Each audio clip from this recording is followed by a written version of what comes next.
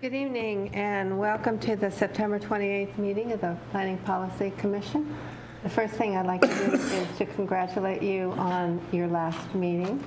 I thought you had some great questions and great ideas to bring to the city, so I really appreciate it. I actually watched the 3.5 hours today, so thank you very much for your time and your interest. So usually the first thing on our agenda is approval of the minutes of the September 14th meeting. Do I have a motion to approve the minutes? I would like to make a motion to approve the minutes from the September 14th meeting. Do I have a second? Seconded.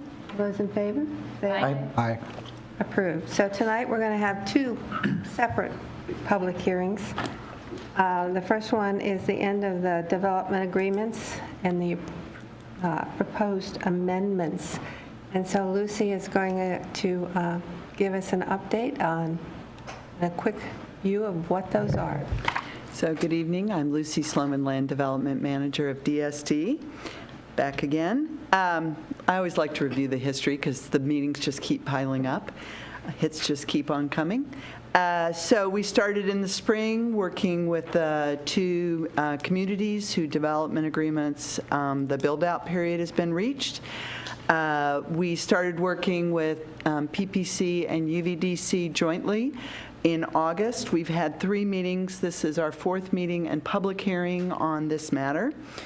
I am not doing another summary, so because I think we've worked with you guys enough. So the only thing I'm not even going to go through everything that was in the summary memo. I'm just going to touch on the ones that based on the either changes or things that we've talked about that I thought were worth touching on. So first is in section, up in the front, section 030, scope and applicability. We added a director's interpretation that would clarify how Central Issaquah would apply when used in association with the urban villages. So we had several different references that we showed you last time where language would be virtually replaced. And you guys were supportive of that. The interpretation would also identify which level of review we're proposing for site development permits, and that was the lowest level, or I'll call it the lowest level. 3-acre sites are what apply in the urban villages currently. This would also add a building of 45,000 square feet. There are 3 levels, 45,000, 100,000, and 150,000. So we picked the low bar. And then there was also an explanation related to figures that were referenced in Central Issaquah and which ones did not apply, and if they were used as part of code references or standards, what to do with that. Any questions? Okay. Second, we added a bunch of definitions that the commissions had identified the need for. We removed informal gathering areas because the definition that we had previously provided was almost identical to the one that was already in Central Issaquah. And we did not add a definition for plaza because that was also already identified, defined in Central Issaquah, and we thought that was sufficient based on our discussion. When we removed the informal gathering area, what did you replace that with? So Central Issaquah had virtually the same language as was in the draft. So since if something is not in 1819, I don't know why I have 1818B, sorry, it's 1819B. The replacement regulations, if there's a definition there, we would use it. If we don't have a definition, then we go to Central Issaquah standards. So does Central Issaquah have a definition for informal gathering area? Yes, and it was okay. Virtually identical to the one that we had provided. Oh, okay, so this was you removed just because it's duplicative. Exactly. Thank you for clarifying me. So are you saying that there isn't a definition for assisted living or senior housing or anything like that in Central Issaquah? Yes, although sociable public realm, which is the term that's used in Taos and Issaquah Highlands, is called public realm in Central Issaquah, so the definition really just points to public realm. It says, where you see the term sociable public realm, see public realm in the Central Issaquah standards definitions. But there isn't anything for assisted living or senior housing. Really? Okay. And there was park, but we didn't think it worked well with what we were trying to do here, so we provided a definition that would fit better with all the work that you guys have done around requiring those. Okay. Any other questions on definitions? Okay. In uses, that very detailed sheet that we worked through, those got inserted. There were 3 changes made. In single family, we took out transportation services. It's not that we don't want transportation services there, but this only applies to the single family lots. And taxi stands and car-to-go and all those things don't really make sense on a single-family lot. They make sense in the street, but the streets are right-of-way, so that isn't the use that would define having that available near single-family homes. In Issaquah Highlands, because we had combined retail and commercial into a new zone, this was just a leftover hangnail that we needed to remove the mixed-use non-residential, because we're not using that term anymore. With Talus, we removed indoor recreation because that isn't really consistent with the office campus, but as part of office support services, fitness is still there. So it's not that you couldn't have a gym or an athletic club or something, you just wouldn't have a bowling alley or things that didn't support that office campus vision. Any more questions there? Okay. In district standards, we added a minimum floor area ratio of 1. Who here knows what a floor area ratio is, or an FAR? Okay. Yeah, you guys don't count. So floor area ratio is one way of governing density. So a floor area ratio of 1 means you could build a single story over the entire site, 2 stories over half the site, 4 stories over a quarter of the site. So you need height limits and other things to help shape that, but it gives you a sense of how much you can put on a piece of property. Floor area ratio, there were maximum floor area ratios in the development agreements. There were not minimums. However, the city is moving, as residential, we have a minimum density, and in the development agreements, and as a city, we are moving towards minimum densities to ensure that we are getting efficiently, smartly developed land. So this is different than the development agreement, but seemed consistent with where we were as a city. In terms of change that we made, we had required a 15-foot first floor, and we had applied that to non-residential projects, retail, and mixed-use projects. We took it out of non-residential. Office buildings don't inherently need 15-foot first floors.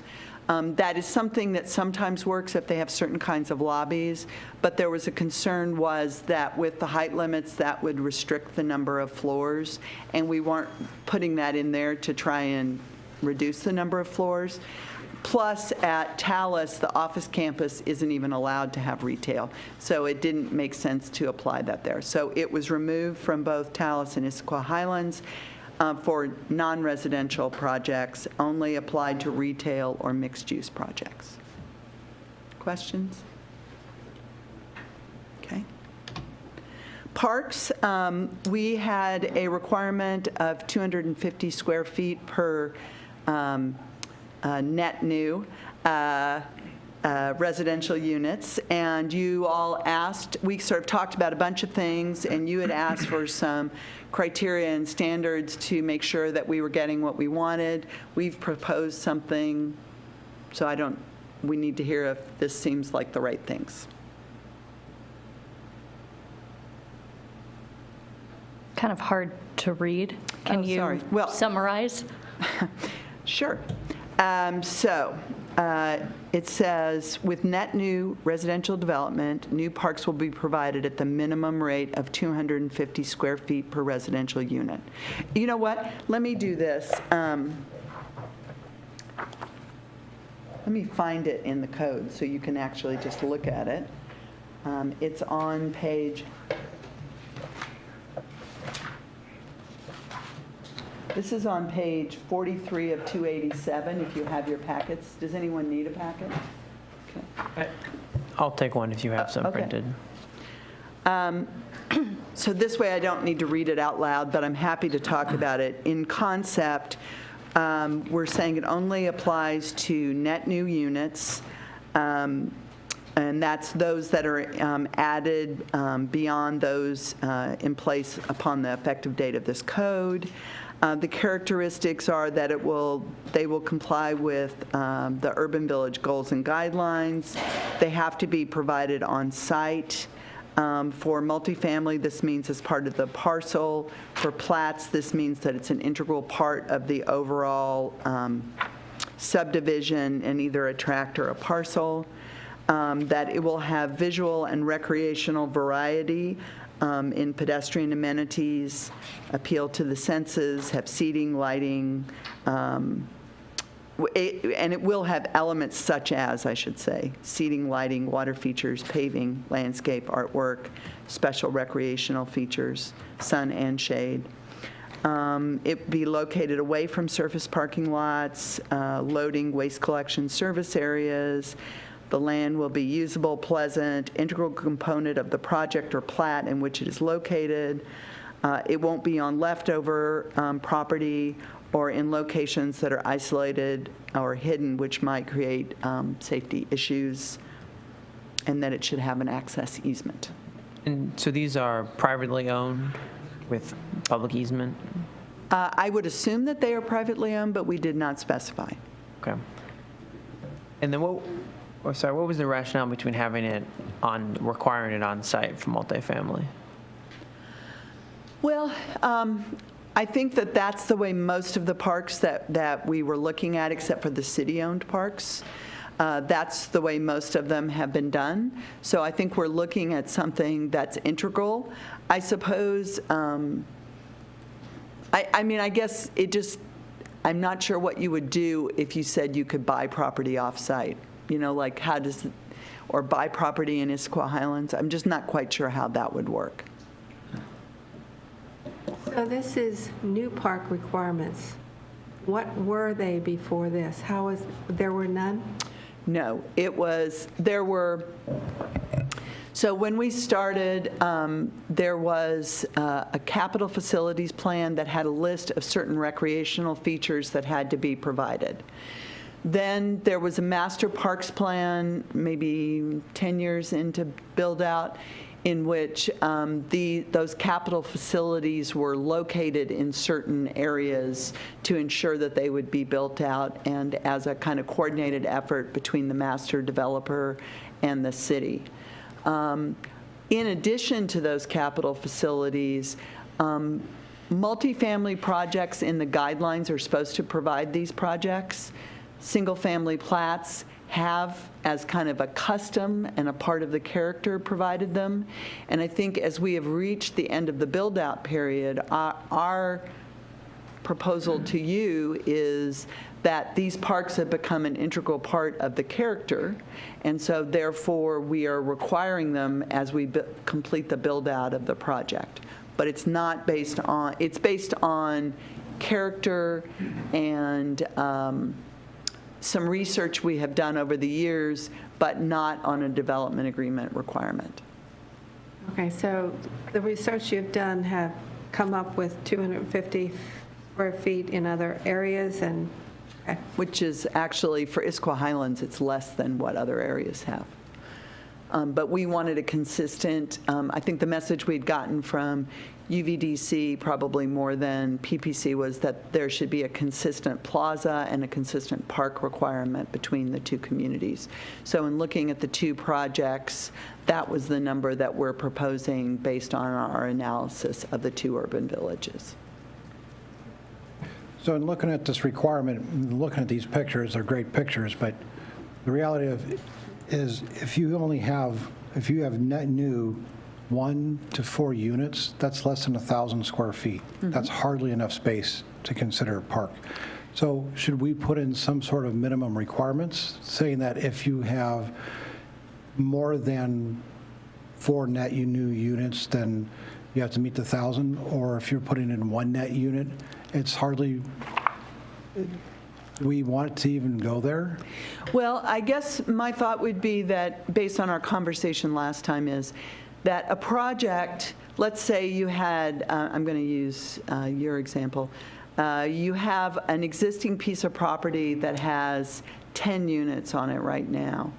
And the way the rest of the standards are written, that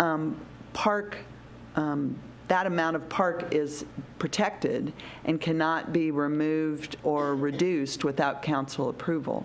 So if you were redeveloping a 10-unit project into a 14-unit project, you're right, you would only be adding 1,000 square feet, but that would be to whatever was there before. So I think the idea is that you couldn't take out the existing park and put those 4 units in. You would have to increase the density and grow the park area somewhat. Does that make sense? Yeah, that makes sense. And I was kind of thinking of a situation where you have an owner that has maybe 2 duplex or 4-plex units. And so space might be a premium for them, and they wouldn't have that expansion capability, but they're adding maybe 1 or 2 units. It almost seems like it would be defeating itself, because we would rather have the optimized structure or a new development for that they would be restricted from being able to do that, because they would have to come up with 500 square feet of lot, which they might actually need for those 2 units. And for 500 square feet of lot, it seems really restrictive. So remember, there isn't a way to increase the density right now. Council would have to approve TDRs coming in, and if those were allowed, I'm not sure you would be buying 1 TDR to create a duplex on your property. That would be a lot of expense and process to add 1 unit and then have to come up with an extra 250 square feet. Yeah, so are you suggesting that we have a option to allow them to invest into a fund to purchase park property? I'm not, because I think it's just such an unlikely scenario that I don't think that we need to address that. But that's me. I need to hear from the commissioners.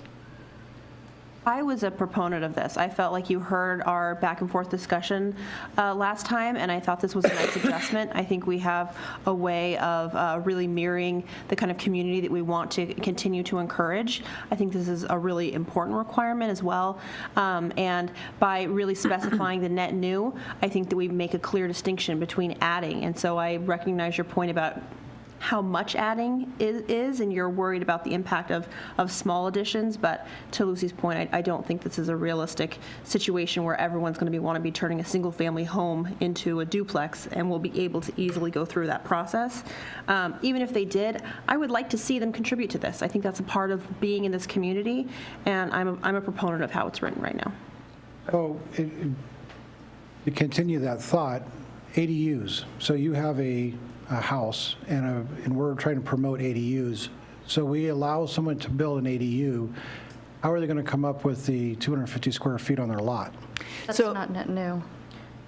ADU is not Yeah. considered an additional unit. An ADU is accessory, and so it's assumed that the provisions that are made on the lot are sufficient to accommodate this accessory use. So the ADUs are restricted by size and other factors to keep them as an accessory use. So you don't, for instance, on a single-family lot, you get 1 house, and you can have 1 ADU. You don't need another piece of entitlement or zoning to be able to provide an ADU. Okay. And take into consideration if someone who has a 1 acre lot and they want to split the lot, and that's one additional new unit, right? Now But they they have- don't, but they don't have entitlement for that unit too. So you've got to have separate council action to create the entitlement for the unit above and beyond the fact that they have a lot. It's sort of that's big. so this is an oddball because the way you're describing it, Ron, is very consistent with the way it would be in the rest of the city. If we have 5,000 square foot zoning and I have a 10,000 square foot lot, I can short plat it and put another house on it. But right now, we can't stop you from short platting it, but you would have no right to put a house on it. You would just have a separate empty lot. Okay, so what you're saying is this policy would, what we're discussing tonight would give you that outcome. You would have a homeowner who wants to create a 10,000 square foot lot. They would have to come up with a 250 square feet of park space. If they short platted it and had some provision to allow them to add another unit. And right now, there's no provision except going to council and buying a TDR to allow them to develop that lot. Okay. Just seemed a little confusing. Yeah, I think it's a little bit hard to think about the Highlands or Talus being built out and there not being situations where 10 new homes are going to pop up or something like that. That's where we're at. So right now, we're simply saying the entitlement that was associated with the development agreement is all there is. That's different than other parts of the city where you may be able to figure out change zoning or in some way increase what you can do on your property. What we're giving people is what they possess now. And so we're just simply saying with the parks piece is that has been an integral part of the character, and that as the community finishes building out the entitlement that was part of the development agreement, they would need to be providing parks at a certain rate if they are not vested under the development agreement. Okay. Clarifying question on that, Lucy. So it says dwelling units in place. Do we have any residential units that have current entitlement that have not yet been built? I know we've got a fair amount of commercial, retail, and office space that hasn't yet been built. I'm thinking of the big, what's the developer? But that's building next to. Polygon. Yes, thank you, Polygon. Yeah, no, that's a good point. We'll clarify that. I think that's a good change to make, that we would, I think that it's, has to do with vesting.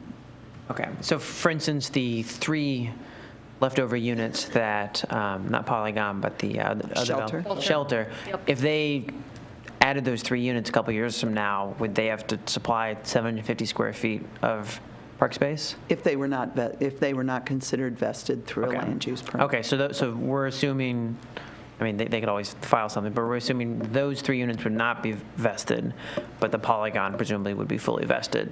So a couple of thoughts. Vesting is very complicated right now. We're still talking with the city attorney, and we're going to propose something to the council about certain kinds of permits are vested by the state in certain aspects, and then other things are not automatically vested, and the city will have to make a policy decision about whether they're vested or not. Okay. I did look, I did look at Polygon, and the city are at sort of the pre-app phase for phase 2 of their townhouses, the last phase of townhouses. And I did look at the open space they're providing in that particular project, and they exceed this. So if they were not vested, Oh, they would they would have qualify. no trouble Okay. meeting it. Yeah. Because I wanted to make sure we weren't backing ourselves into a bad situation. Okay. And what about there's just a few lots up on Grand Ridge Drive in the Highlands? So I would say that those lots are vested, and therefore that is not an issue, but I think that's a good thing to clarify, too. Okay. Same for parcel D, or lot D, or whatever it's called up in the Highlands? Track D. Track D, thank you. Would that be considered vested, whatever their entitlement is? We don't have a land use permit at this time. Okay. What do my fellow commission members think about if Track D gets built for public housing or affordable housing? Would we still expect them to fulfill this requirement? Yeah, I think they would have to go before council and say, this is why we're making a proposal as to why we shouldn't have to fit this. And they would have to be specifically asking for an exemption. Okay. Agree. I would agree. Okay, so we'll clarify that language under the sort of introduction of the in-place language. Yeah, I think the spirit of it's fine. I was more worried about the legality Yeah, no, of I it. think that's a good call. Anything else on this slide? Okay, plazas, which would be the next page, 44 out of 287 is the language 1.5 that I've got up here. Essentially, that's the rate is the same one that we talked about, 25 square feet per 1,000 square feet of new non-residential construction. It has to be on site. It can be broken into multiple spaces. However, if they choose to do multiple spaces, they cannot be smaller than 2,000 square feet, and it needs to be located to serve both the site's users and the public. Should we consider, in addition to non-residential, non-community facilities, if any of these properties were to include a school, would we expect them to have a plaza at that rate? A school? Yeah.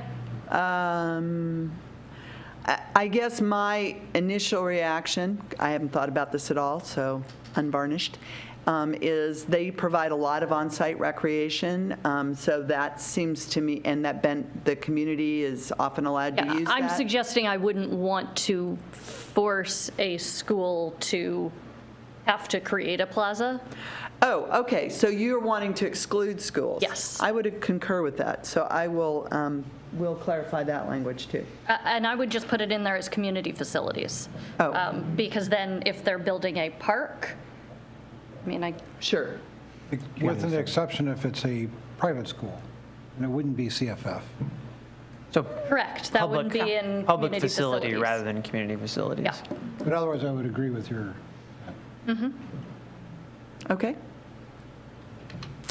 And then lastly, adjustments and modifications. We talked some about preliminary plats, and we tried to unpack this process somewhat. The details are on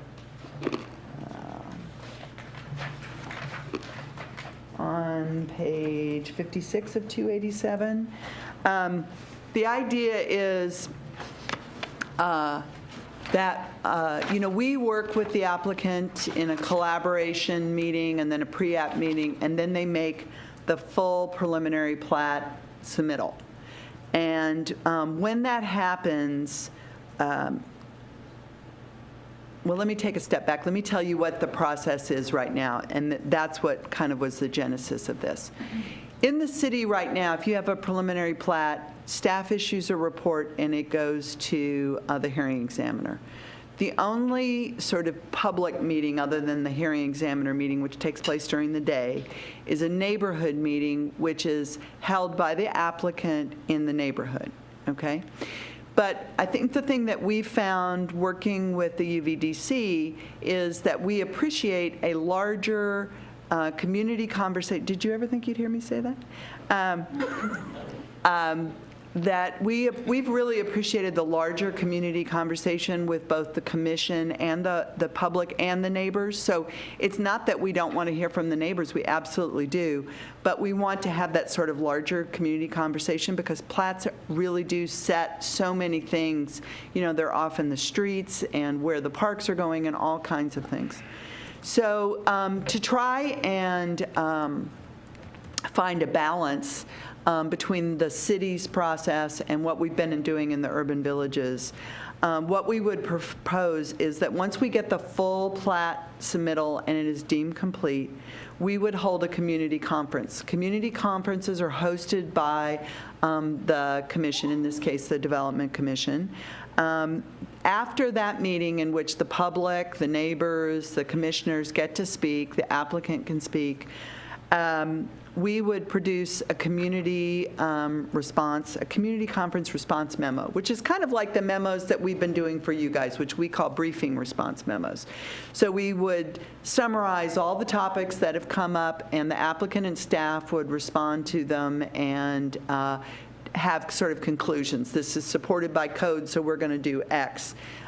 This is an interesting point, and we've asked the applicant to consider it, but we don't have a code basis for requiring it.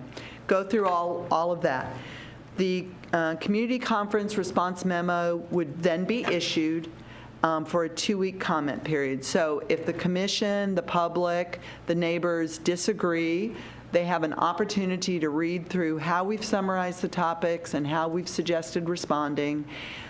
We take that, and if their concerns are supported by code, we would incorporate those into either the memo, the conditions, the plat. And then that would be one of the attachments that we would send to the hearing examiner for their consideration in reviewing the plat, in making a decision on the plat. So I like this idea, and I think we've seen a lot of developer community involvement particularly in the Highlands, where you've got that community engagement. So I love this idea. I'm a little bit concerned that we're putting something in place as far as development review for the urban villages that's separate from what we're seeing in the rest of the Highlands. I think that feels a little bit wrong. From the rest of the Highlands? Sorry, the rest of Issaquah. Thank you. Sorry. So our idea is we're going to propose that we change the platting process citywide. But right now, we're just starting with the urban villages. So we will have that conversation with council and let them know that that's our intent. Okay. What would it look like if we have that conversation with council and go forward with that, but there are some adjustments? Maybe they want a 1-month comment period or something like that. How would that reflect on this if this is already implemented? Would they then end up being different? Well, so remember, we're going to this goes to council. They're going to be aware that this is what we're proposing, and they're going to ask that same question, why is it different than the rest of the city? And we're going to say, we're going to propose that what you approve here is then implemented citywide. If they decided, when they went through that conversation next year, that it should be a 1-month comment period, for instance, as you just threw out, we can, as part of adopting that code, we could change this code at the same time. great. So there are mechanisms to make them match. Or eliminate this code and say point to City of Issaquah Sure. or something? Okay. Sure. Cool. I appreciate you adding this second level on from what we discussed this other week, having this second opportunity, because sometimes life happens and you miss your first chance. And so if you were to miss the meeting, you're still able to have an impact. So I appreciated you hearing those comments we had the other week. Yeah, no, we think it's a good addition. So that's all I have. So I'm open to answer any questions or other things that you feel that you want to talk about or that you would like to ask me about. Are we going to address the 2 applicants that we have who are requesting changes, or is that a separate discussion we have? So unlike our previous meetings, this would just be a general public comment period. We don't feel that all the changes that we think should have been made have been made. I know that they are still asking for something different than what's currently being proposed. They're both here tonight. I imagine they will speak. And then you are welcome to ask questions of me, of them, however you would like to proceed.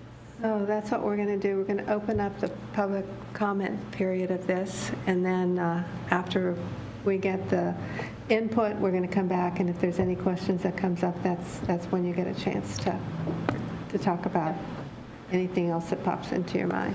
So with that, I'm going to open up the public hearing at 7:05, and this is on the end of the development agreements, what Lucy has just talked about now. Later on, we'll have the opportunity to talk about mixed use, vertical mixed use. So with that, is there anybody in the audience that would like to make a comment. So let's do that one and then you. And I think there was a sign-up sheet that went around. AJ, would you go get it?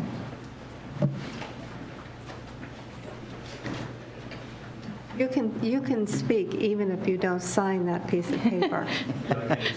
Yeah, you bet. Okay. Good evening. I'm Ken Bellamy, 7900 Southeast 28th Street, Suite 238, Mercer Island. I'm with TriMet, and we're one of the owners of the 17B parcel in Tallis. The Tallis Development Agreement was adopted in 1999, and a great deal has changed over the last 18 years. The agreement will be terminated in the next few months, and the replacement zoning will have several modifications to properly recognize that today's codes, conditions, and objectives are significantly different than those that existed when the agreement was adopted. We support the proposed UVO zoning on our property for 516,000 square feet of office, which is the existing approval under the Tallis Development Agreement. After considering comments from the UVDC meeting and those of the board of the Tallis Homeowners Association, we're proposing one revision, which would permit the development of up to 77 townhomes on a portion of our property. Our proposal is to allow the potential conversion of office to townhomes at a ratio of 1 townhome unit per 1,200 square feet of office. This ratio is consistent with previous conversions approved in Tallis. 3 major changes have occurred since 1999 that warrant consideration of our proposal. Firstly, the office market. Secondly, Issaquah's new vision adopted in the Central Issaquah Plan. And thirdly, changes in the Tallis community. The office market today is much different than it was when the Tallis Development Agreement was adopted. In 2006, we purchased the property and proceeded at a cost of $4 million with architectural and engineering plans, as well as the site development and other necessary permits for an office campus. The vacancy rate on the I-90 corridor in 2006 was 4.2%, and today it is 9.1%. In 2006, major office tenants were the predominant occupier of suburban campuses, and the I-90 corridor was the #1 choice of office investors. In recent years, leasing and investment activity has moved to those more urban locations in the Puget Sound market, desired by the high-tech tenants, which account for much of the new office space occupied in the last 5 years, and 40% of all leases signed. These preferred urban locations are characterized by dense, mixed-use neighborhoods with services, retail, 24/7 activity, walkability, and access to public transit. During all this time, we have continued to aggressively market for lease our property. The second major change since the adoption of the Tallis Development Agreement is the approval of the Central Issaquah Plan. It was adopted in 2012 to guide the long-term evolution of the 1,100-acre commercial core into a more sustainable urban area that meets the community's needs for environmental protection, jobs, housing, and rapid transit. This is now Issaquah's opportunity to create the vibrant urban center today's high-tech businesses, shops, and urban-focused residents desire. The third major change is the Tallis community itself. The vision of the Tallis Development Agreement was to create an urban village community with a mountain village character. It identified 15 community goals, which have mostly been achieved. Tallis is now almost completely built out, and the residential component is successful. However, the most significant component that will not be built is the village center. That was to be the heart of the community and provide a lively gathering place to run errands, have coffee, shop, dine, and partake in community events. The office campus was envisioned to be in proximity to that village center, which would have provided the shops services, and activities necessary to support the viability of an office campus on our property for today's large tenants. There are several benefits to take into account when considering our proposal. It will allow development of a portion of the property to proceed while we redesign the office buildings to accommodate multiple tenants, such as regional branches or back offices of traditional offices, as well as organizations and institutions. Another benefit our proposal offers is that it complements the objectives of the Central Issaquah Plan with additional customers for the retail and service businesses and more users to support the viability of rapid transit. At the same time, the townhomes will not compete with the high-density mixed-use housing component of Central Issaquah. The King County Buildable Land Report 2014 notes that almost all of Issaquah's substantial residential capacity is in the mixed-use zone. Finally, our proposal is consistent with the existing distinct character of the Tallis community. Townhomes are an existing housing type in Tallis, and they are well suited to its mountain village character.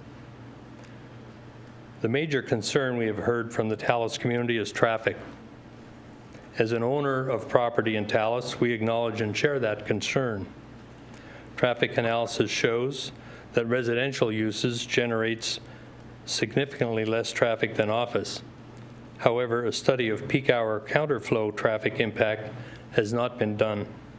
This will be completed and appropriate mitigation identified as part of the required approval process for any specific project. We respectfully request your support for our proposal to allow townhomes on a portion of our property. Thank you for your time. Can I ask one question? I wasn't clear. The homeowners of Tallis want the townhomes, or they're against building the townhomes? First of all, we don't have an exact answer from them. At one point, they suggested townhomes may be appropriate, but they also said that that was conditioned on some benefit to the Tallis community, and we don't know what that is. We haven't been able to have that conversation. Thank you. Thank you. Thank you. I'm going to go back to, since I do have a clipboard in front of me, the first name on the clipboard is Fred Nystrom, so I'm going to have to, you'll be there, but I'm going to go by this.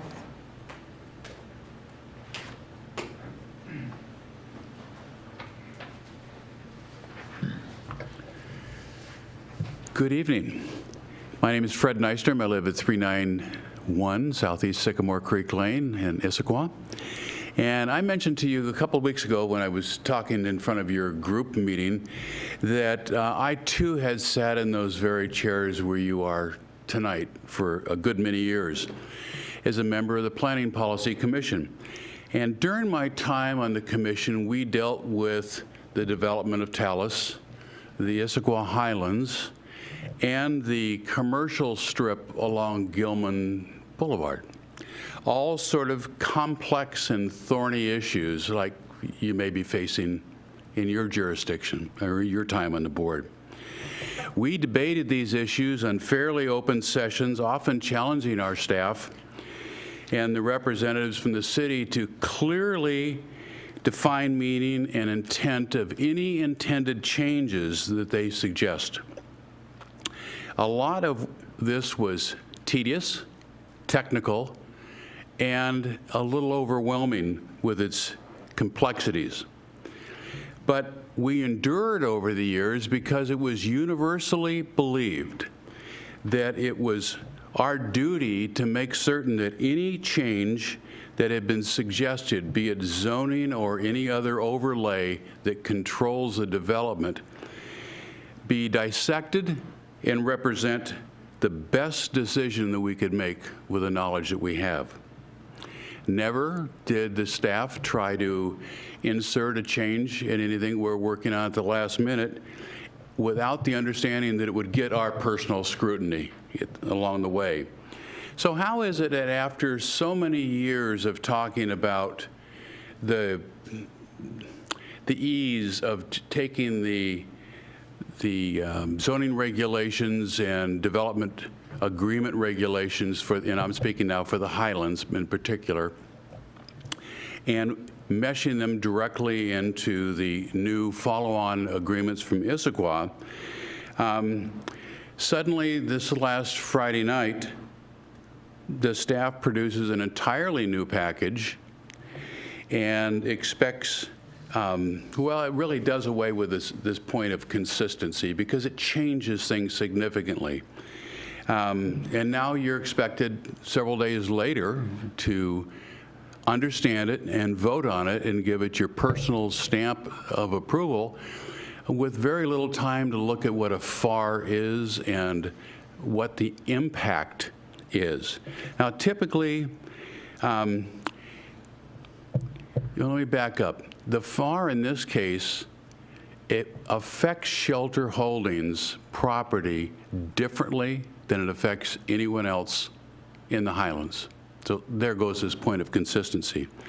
So when a jurisdiction normally inserts or considers a minimum FAR, there's a lot of comprehensive study and analysis. So you have to ask yourself, why in this case is this a last-minute change that has a significant impact? And why is this not being totally debated here in your format and in other places so it's understood what the implications are before you're asked to vote on it? Minimum FARs were never a part of the development agreement and are not appropriate now. Shelter should be allowed to develop according to the same general rules as everyone else in the Highlands. It's only fair and reasonable. So please be real careful when you're asked to approve something when you haven't had a chance to really dig in and give it your own personal stamp of approval. Now let me say one other thing that is along the line of obvious inconsistencies. I acknowledge that the city wants to push as much density as they can down in the central area in the redevelopment area, which is probably a very good idea.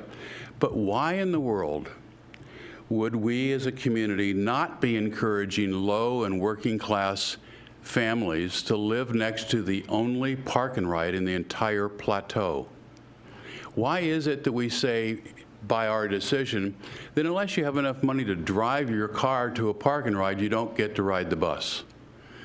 Instead of putting homes where they can walk and use the bus. Okay, I've had my time. I've said my piece. Thank you very much. And we thank you for your opinion, Fred. Tia?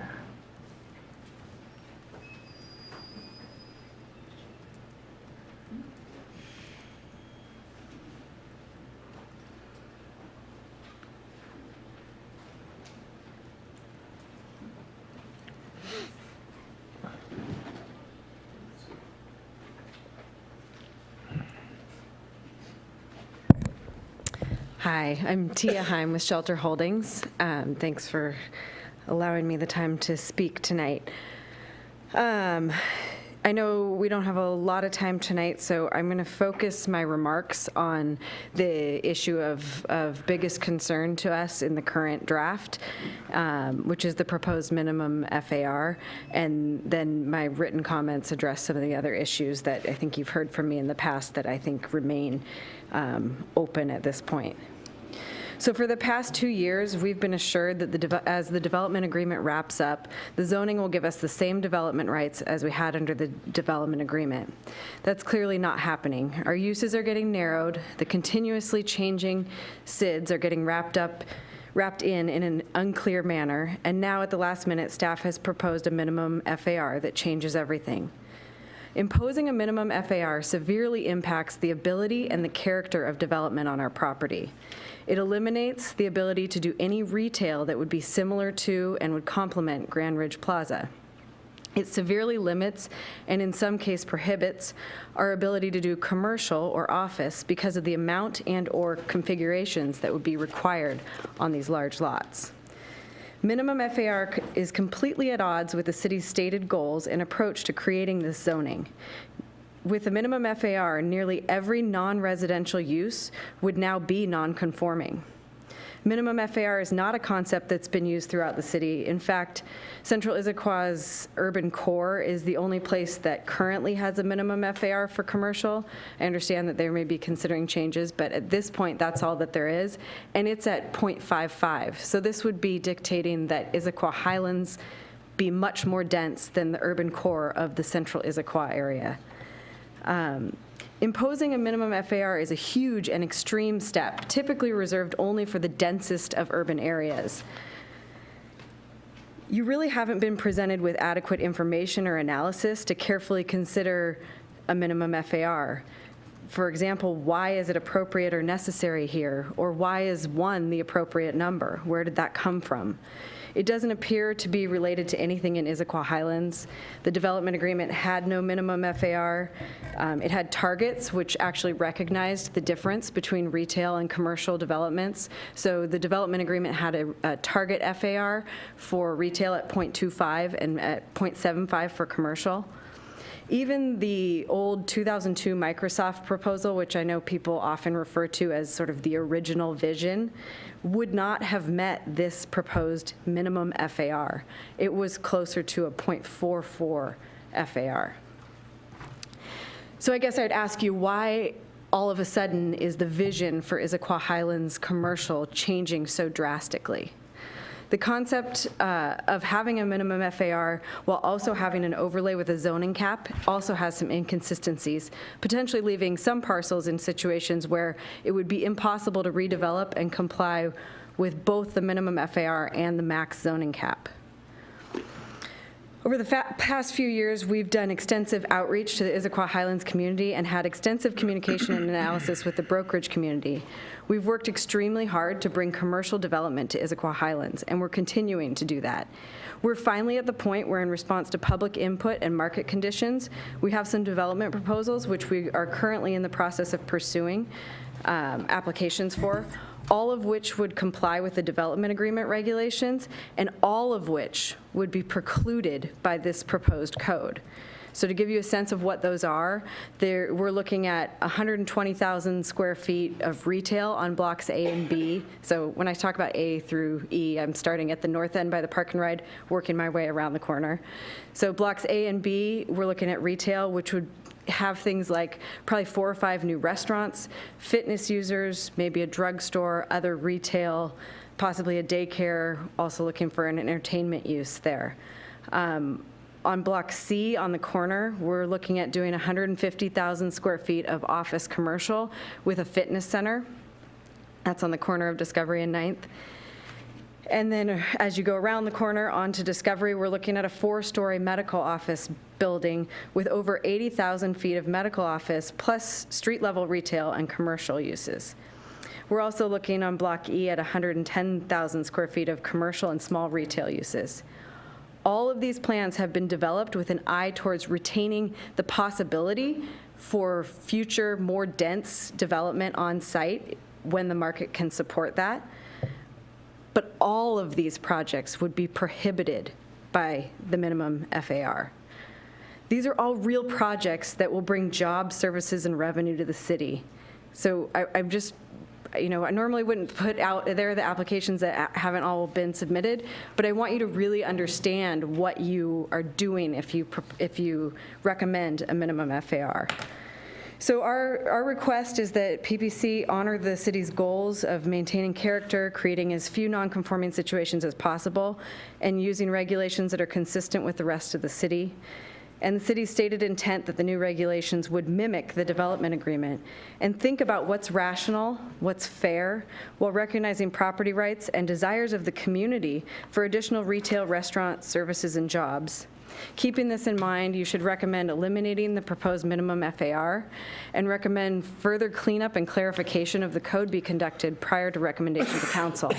It's really important to note that there are 2 crucial sections that are missing from this proposed code: vesting and mitigation.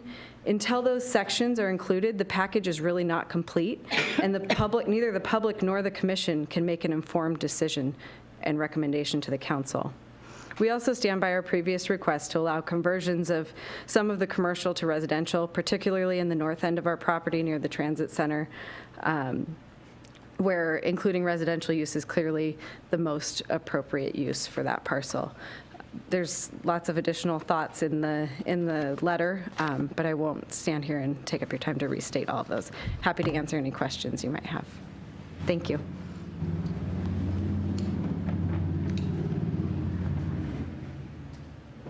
Steve Johnson?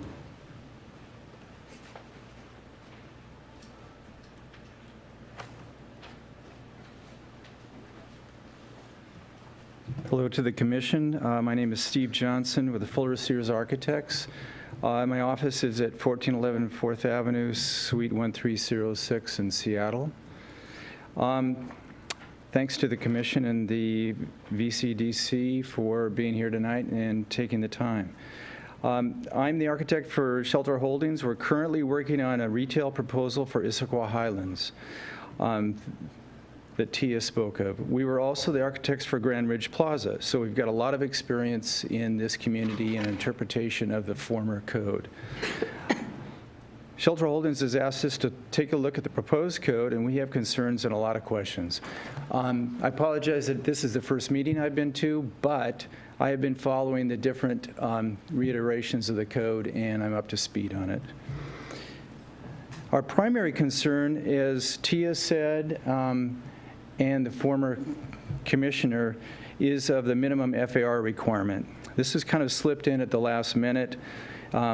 We haven't had time to fully analyze, as I think you should and has been suggested, of how this plays out with the density of the code, the density of the properties.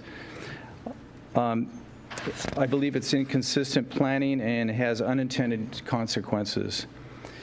For example, the FAR prohibits any standalone retail development except a multi-story mall if you were trying to do mall and not office, which we know of as a project type. A mall, as we know as a project type, is not desirable or leasable in today's environment. In fact, except for under small circumstances and constrained use. In fact, under the proposed Issaquah Highlands Code, University Village would not meet an FAR 1 requirement. It would probably be in the vicinity of 0.5.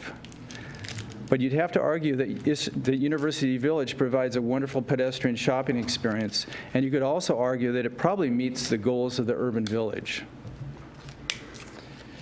Secondly, the FAR creates a non-conforming density for most all non-residential developments that exist in Issaquah Highlands today. So there's an unfairness and an unbalance in imposing this on the new development, which was not required of Grand Ridge Plaza. In other words, all existing development in Grand Ridge Plaza would not conform to these FAR standards. Next, I cannot think of another jurisdiction that imposes a minimum FAR that doesn't allow for true mixed-use development, which includes residential. Seattle has recently imposed a minimum FAR in their pedestrian-oriented zones, which I would consider to be similar to the zones, but a higher density to what Issaquah Highlands is trying to achieve. But residential is always allowed on the upper levels. They're constricted on the lower levels for the sake of the pedestrian experience and putting retail on the street, but residential is always allowed above that whenever there's a minimum FAR imposed. In order to meet this level, which is not, in order to meet this FAR requirement will require that retail shops and restaurants would have to be provided on a second level, which I know as a retail expert is not leasable in today's retail world, unless it's in very specific high-density areas, such as downtown Seattle or downtown Bellevue. The unintended outcome of this FAR requirement is to require commercial office space, because without residential, this is the only remaining viable use to be provided on the upper floors. Shelter Holdings has demonstrated that there is some market for additional office space, but not to the extent that would be required by this FAR agreement. If it cover the entire Shelter Holdings properties. The proposal that we are working on currently will bring exactly the type of services, restaurants, and retailers that residents have said that they desire, and those community goals would be prohibited by this code if the FAR requirements are approved. And I was running some calculations when Lucy was going over the minimum plaza requirements. A 25 square foot plaza per 1,000 square foot of development means that if you propose on any site less than 80,000 square feet of development, you will provide more than the rate than what she implies. So for instance, that the 2,000 square foot minimum plaza, if you had a 40,000 square foot of development, which is considered as a large grocery store, you would have to provide twice the rate of what she's suggesting because of the 2,000 square foot minimum plaza area. We'd also like to point out that having only a general statement in the proposed code that SIDS fills in where new regulations are silent, without a clear list of which provisions of the SIDS apply, is very confusing for the end user and the architect. Architects and owners need clarity and certainty, which this proposed code is lacking. We work with all local jurisdictions, Bellevue, Redmond, Seattle, and I've never seen a code which is as hard to navigate and difficult to decipher which regulations apply between the various codes. It is usually very easy when interpreting codes to determine which regulations govern, and there's cross-references provided that typically provide a clear direction. In summary, I know that Shelter Holdings has offered our services to the city staff to help review this code to make sure that it works from a practical standpoint, and I want to reiterate that offer. I believe the proposed Issaquah Highlands Code, for all its good intention, isn't sufficiently developed to be approved. Thanks for your consideration. Thank you. Jason?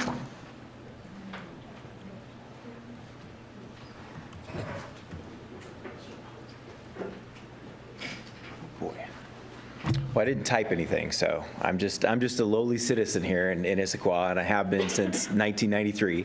I currently live directly across the street from the Shelter Holdings piece, and when I was looking through this, I've been following the meetings as well. I haven't attended; I've just been watching, and then when I saw the FAR come into play, it really kind of made me a little nervous because I'm very anxious to have more services up there. I'm tired of having to go to the Ram.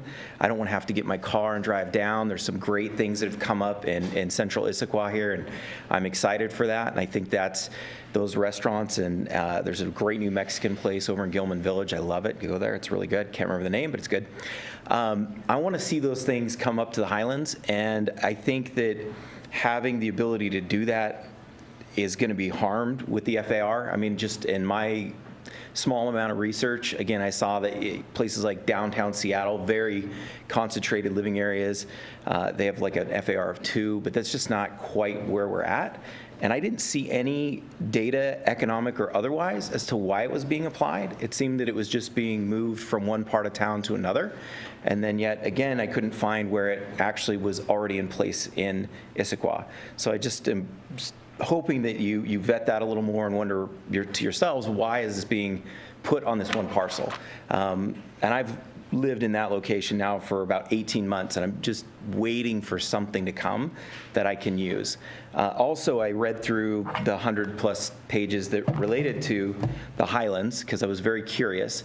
And several times in there, it's mentioned that cars are a problem and that they don't want to see cars, they don't want surface parking.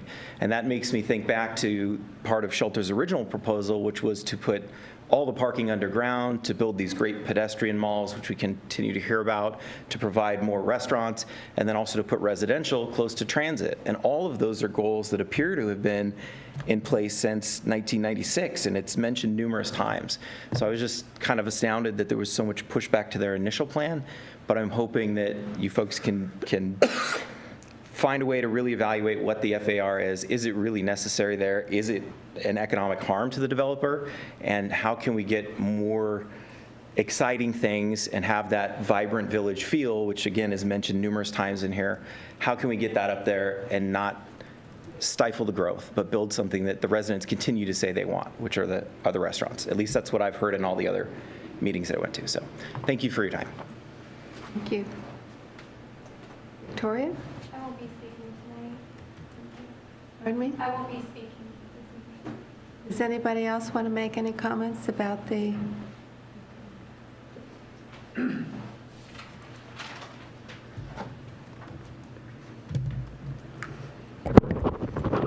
Ken Eastman, 2473 Northwest Stony Creek Drive, and I'm a resident of Tallis, so my comments will pertain to Tallis and the expiration of the DA. First concern I've got is tree cutting for views. A little background, 3 years ago, the Tallis HOA board authorized a green belt to be cut in order to preserve the views of a handful of Tallis residents. And this decision was wildly unpopular, and when the tree cutters arrived, the city was called, the police were called, and the evening news was called, and we were on the 6 o'clock news, and 100 Save Tallis tree signs popped up in 100 Tallis yards, and they were all over State Route 900 all the way down to May Valley. City ruled that our development agreement allowed that, and the trees were cut, but the language was said to say that once the build-out period was done, you couldn't do that anymore.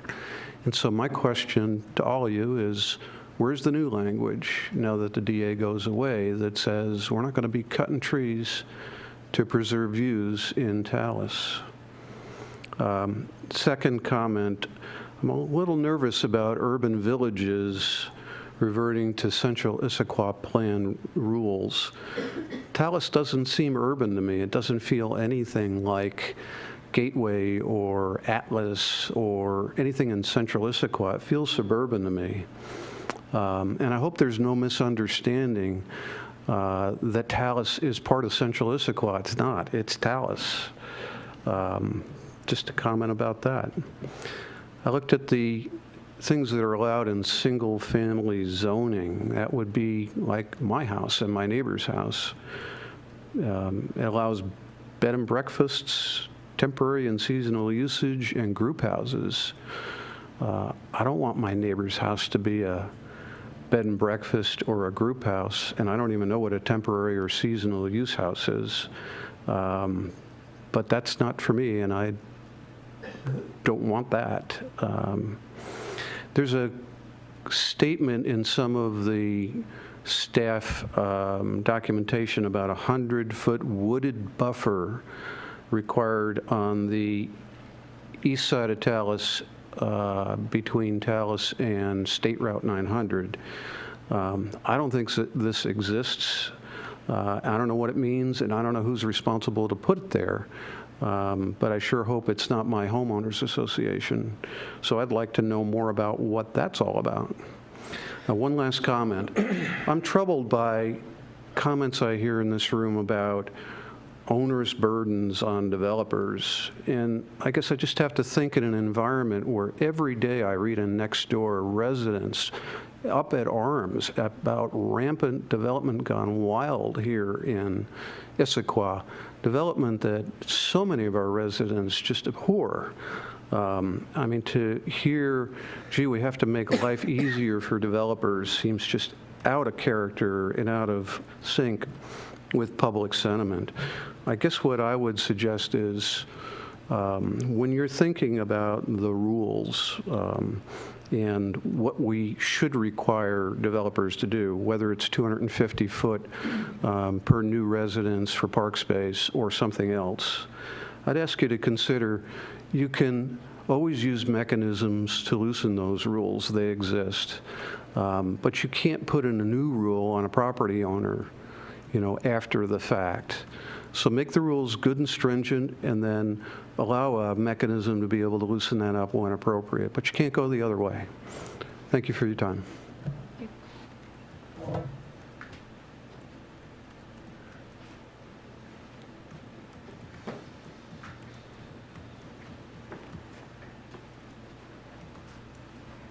sent y'all a long and convoluted thing with lots of words.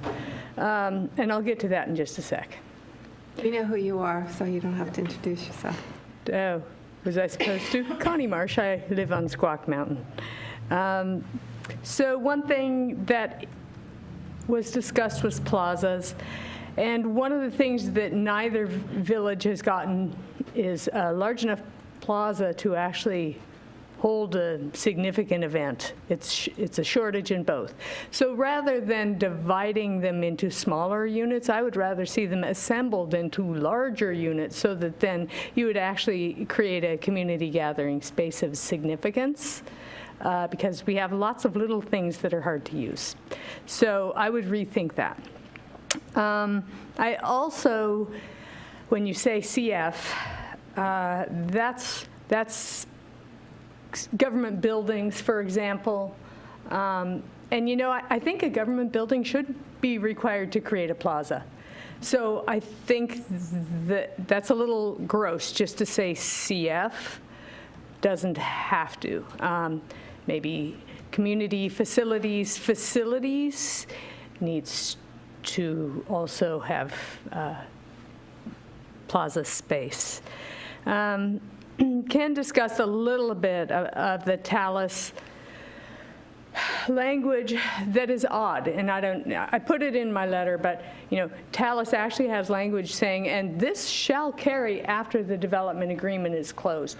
Now, I'm not sure if there's other language like that in either of the development agreements, but I would ask for a scan to see if there is, and then I think we should either carry it through or the council should change the development agreement before it is ended so that it needn't be carried through. But I don't think you can just let it sit there and not do it. I don't think that is within the intent of what Talus had expected. So then you see me fighting the green necklace because, like the gentleman here doing the development, and you know, I'm on the other side, I'm always pushing back at the development, but we both have to read the code and try to understand what it is getting us. And so you dive into the one chapter, and then it shoves you into the central Issaquah plan chapters, and then you go to the list of the language that you have to switch in your brain and say, no, this word means this word means this, and then you have to decide, is this making any sense at all? And it's really a difficult exercise. One bell ringer for me was the green necklace. We do not have green necklace in the Issaquah Highlands. We don't have it in Talus. And I don't think we can use the term green necklace from our central Issaquah plan area and have it mean anything appropriate. So I'd ask for that to be evicted. I don't know what should be put into its place. Also, the landscape chapter of the central Issaquah plan says that you can have 100% tree removal. Yet at the same time, you all keep working with a comprehensive plan that requires that we are supposed to maintain our forested hills and also replant trees in the Talus and Issaquah Highland areas where those treescapes were not maintained. This to me seems like it is in direct contradiction of what our comprehensive plan says. So my solution, I wouldn't use the central Issaquah plan landscape chapter. I would carve out something that was more appropriate. And I would like to see an overlay that would actually begin replanting and protecting those forested hills as the comprehensive plan has said for the last 3 years and we have done nothing about. So then now I just need to say a few things about the Issaquah Highlands from the way back machine when that was still entirely a forest and there was nothing there. And so having watched the forest go down, and I hear somebody who's lived in the Highlands for a little while and they're grumpy because they don't have more. I look at Jeff Walker who left and he was so happy to get anything at all. Right now we are supposed to be emphasizing the growth in our central Issaquah area, not creating extra growth in our urban villages. So I think we need to stick with our plan and put it where we say we're going to put it, and we're trying to create the infrastructure to support it. Thank you. Would anybody else like to speak? Seeing nobody, I will close the public hearing at 7:45 and open it up to, I'm sure, questions from the commission. I just want to start and say thank you for everybody showing up. There's been some really great points, I think, brought up, and I think this is a very valuable conversation. So I want to start at least at that point.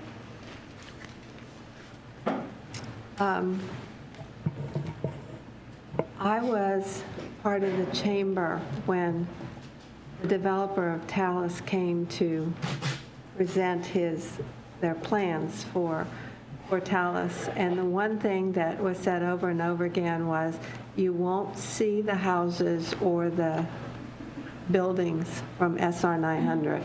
That was over and over and over again. So the chamber said, oh, this is great. It's a great idea. We need the development. So that makes me a little concerned about what is actually going on in the plat at the bottom. How that's going to affect traffic and ease of entry. So that the whole thing, whether it's townhomes or whatever, it still bothers me that without knowing what the traffic is going to be and how it's going to be accessed and all of that, I just have a interesting bad, if you want to say, feeling about how that's going to work in the overall design. I expected some. There's just so much to address. Where do we start with this all? We're going to start with Carl. Carl There would we like go. to. Yeah, thanks, Joan. First of all, I'm going to channel when Jeff left. He had another appointment, but he wanted to make one comment about, and mine's similar, however you guys want to address the way we would request on the UVDC is to ask staff to go back and address the specific points that were brought up, certainly by some of the applicants, and those questions they had, and particularly the questions in the IHIF letter and document. I think, Jeff, and I know I share the concern, seems like the FAR question has sort of jumped out at us, is sort of new, so Lucy and Keith and team, I'd like to get specific responses of why those changes were made, what the motivations were, in addressing any inconsistencies that seem to have arisen, because I don't know, that's the sense I'm getting from a lot of people here. I certainly heard it from the applicants. I don't want to specifically respond to applicants' questions or comments, but that sort of is a level of discomfort from trying to transition from the development agreements to a sort of a like for like to new zoning. Seems like we changed some things along that were inconsistent that we started with. That's my main comment, Joe, if it can be taken as a comment. I want to agree with my other commissioner. You guys have brought up some really good questions that I think are really important to be addressed before we can continue on or have a motion to accept this plan, unless Lucy can clear up all of the questions that have come up. Yeah, I was going to say, Carl, I think your point, and I think that's probably where we are based on what we've heard. But since we're here, all together and having fun, Lucy, could you just spend a minute, or others maybe, to talk about the floor area ratio? And that was the new thing that popped out to me during the presentation, and then in the packet. But just more about the numbers and the rationale and consistency with what we have in other places, and just a little more background on that would be helpful for tonight, and then we can decide kind of where we want to go from there. But I can start, and then I imagine Keith has some things to add as well. The entitlement that Shelter owns would require an FAR of 2 to use all of it. So I'm not sure that an FAR of 1 is unreasonable. It does assume much or mainly structured parking, which I have heard from them is a concern. And that is something that the city has put in place for projects in central Issaquah, a minimum of 50% requirement. With vertical mixed use, you'll hear a 90% requirement being proposed at your hearing later tonight. The FAR used in central Issaquah, Tia's comment was somewhat true. The commercial FAR is 0.55. The residential FAR is 0.75. But it isn't limited to the urban core. If you have a parcel of 3 acres or more anywhere in central Issaquah, that minimum FAR applies. So it isn't limited to a small geographic zone. It is applied to many properties, and Gateway, for instance, had to meet that, and that was a challenge. I think that really it is... For reference, what is the FAR of Gateway? 0.75.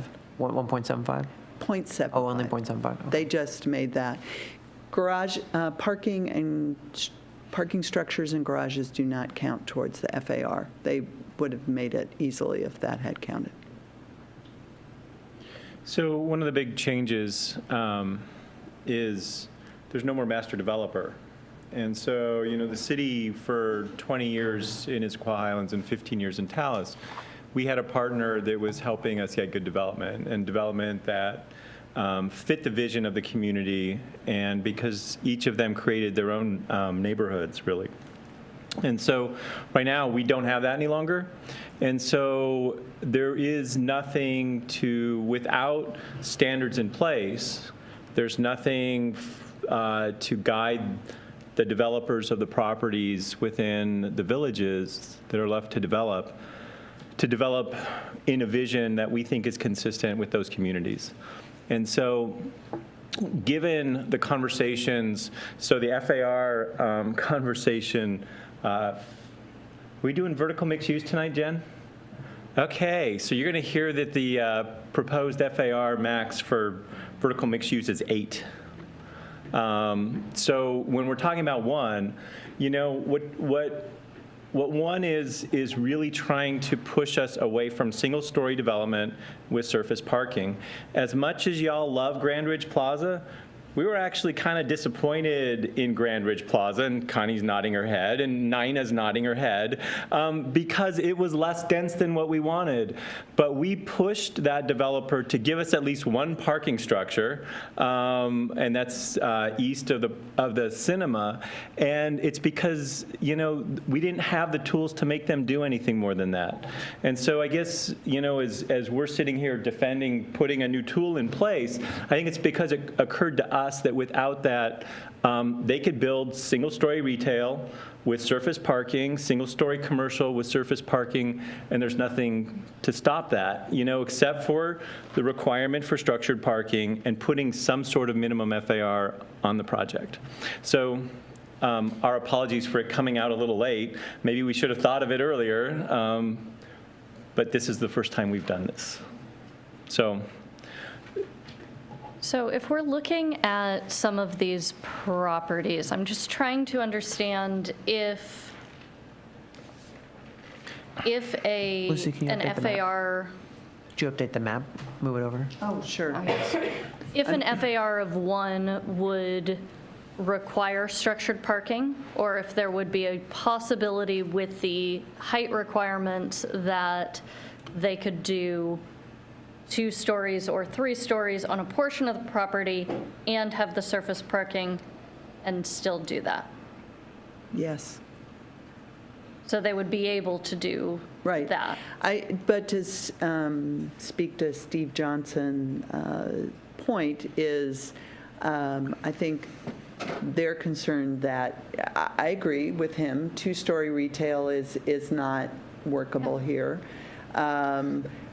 Retail with office above it, I think their concern is that the market isn't here for that. However, I think I was interested in what Tia outlined was about 460,000 square feet out of 1.8 million square feet that they have as a zoning cap, and that more dense development could come in the future. We've only seen a plan for one out of the 5 blocks, so I don't know. They may have phasing ideas. I'm not sure it worked with the scheme that we had seen. So I'm not quite sure how what they're proposing now could then be phased in to meet a higher use of their zoning cap.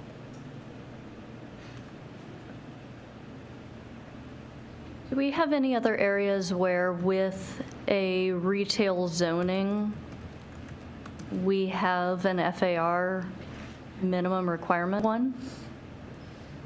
The approach I'm taking, as much as I am not in favor of multi-use residential on that property to add more residential to the Highlands, I think it may become difficult to have that kind of an FAR in the current economic situation without including residential in that. So I'm trying to think if there are other situations where retail has required that. So I can't imagine, if you're not building 2-story retail, I don't think you can meet retail. I don't think you can meet 1.0 with 100% retail. So I think and Keith, or at least let me know if you disagree, but I think we're basically requiring that any sort of development has some sort of commercial office space component. Some sort of mixed use, non-residential. That's their entitlement. That's the property that they built. That's the current TDRs. I mean, it's not like the city's just pulled this out. This is... Yeah, certainly. So they're entitled to build that, and so then I think the move the city is making is you're basically requiring that, hey, if you want to develop retail, you're basically going to have to develop some amount of commercial or office space on the same parcel to meet. So I'm gonna go back in the Wayback Machine for a bit, because Connie took us there earlier. So I'm gonna use the same dial. So they bought this property from Microsoft. Microsoft's entitlement was office. Okay, so for 15 years of 20, we expected that to be an office campus, right? So the community did. By we, I'm saying the community. So they, after they bought the office, they also bought retail entitlement that was left over from Port Blakely. So again, the question is what is the expected land use there? If it's commercial with a supplement of retail on the ground floor, that's very different than a retail development with maybe 1 or 2 office parcels, right? So you have to think about which way is this thing balanced, and what do you guys want? Because I think that's really important in what you potentially get at the end of the day. Another question for reference, the office park that's kind of backed up against Lake Sammamish, so it's got the 4, there's a Siemens, I think Microsoft for 2 buildings. For reference to that, so those are some relatively large buildings with a lot of surface parking. What floor area ratio would that be, roughly? I'm looking at our economic development manager, and we're going, we have no idea. I'm just trying to... I think what you're referencing, actually, most of the parking is actually in a garage that's underground. Yeah, so it's not We know how many square feet it is. We could probably do that calculus right now if... Well, the problem is this parcel is huge. I mean, it... No. Yeah, so you've got some green space and some riverbank. But if the buildings, what, maybe half? So there's, and then those buildings are all what? So there's 750,000 square feet of Class A office there. So there we go. Site is 877,047. I don't... And all of that parking that you see is decked, is multi-level, it's not surface. So, but that, which... Okay, so that development, which I think is relatively dense, is not meeting a FAR of 1. Okay, that's helpful. I saw this as a progression. We know where we've been. We've seen what we've gotten from that. we've evolved. We've gotten a little smarter. I actually appreciated this tool from the city, and it didn't raise the same kind of ire that I normally have for similar circumstances. I look at the original intent of what we want in our development agreements. And when we see what we've gotten, I see this adjustment of moving to this next phase. And so it may be shading from my work on the UVDC, but I see this block as being something that was supposed to be something that we still have a need for. It hasn't been created somewhere else.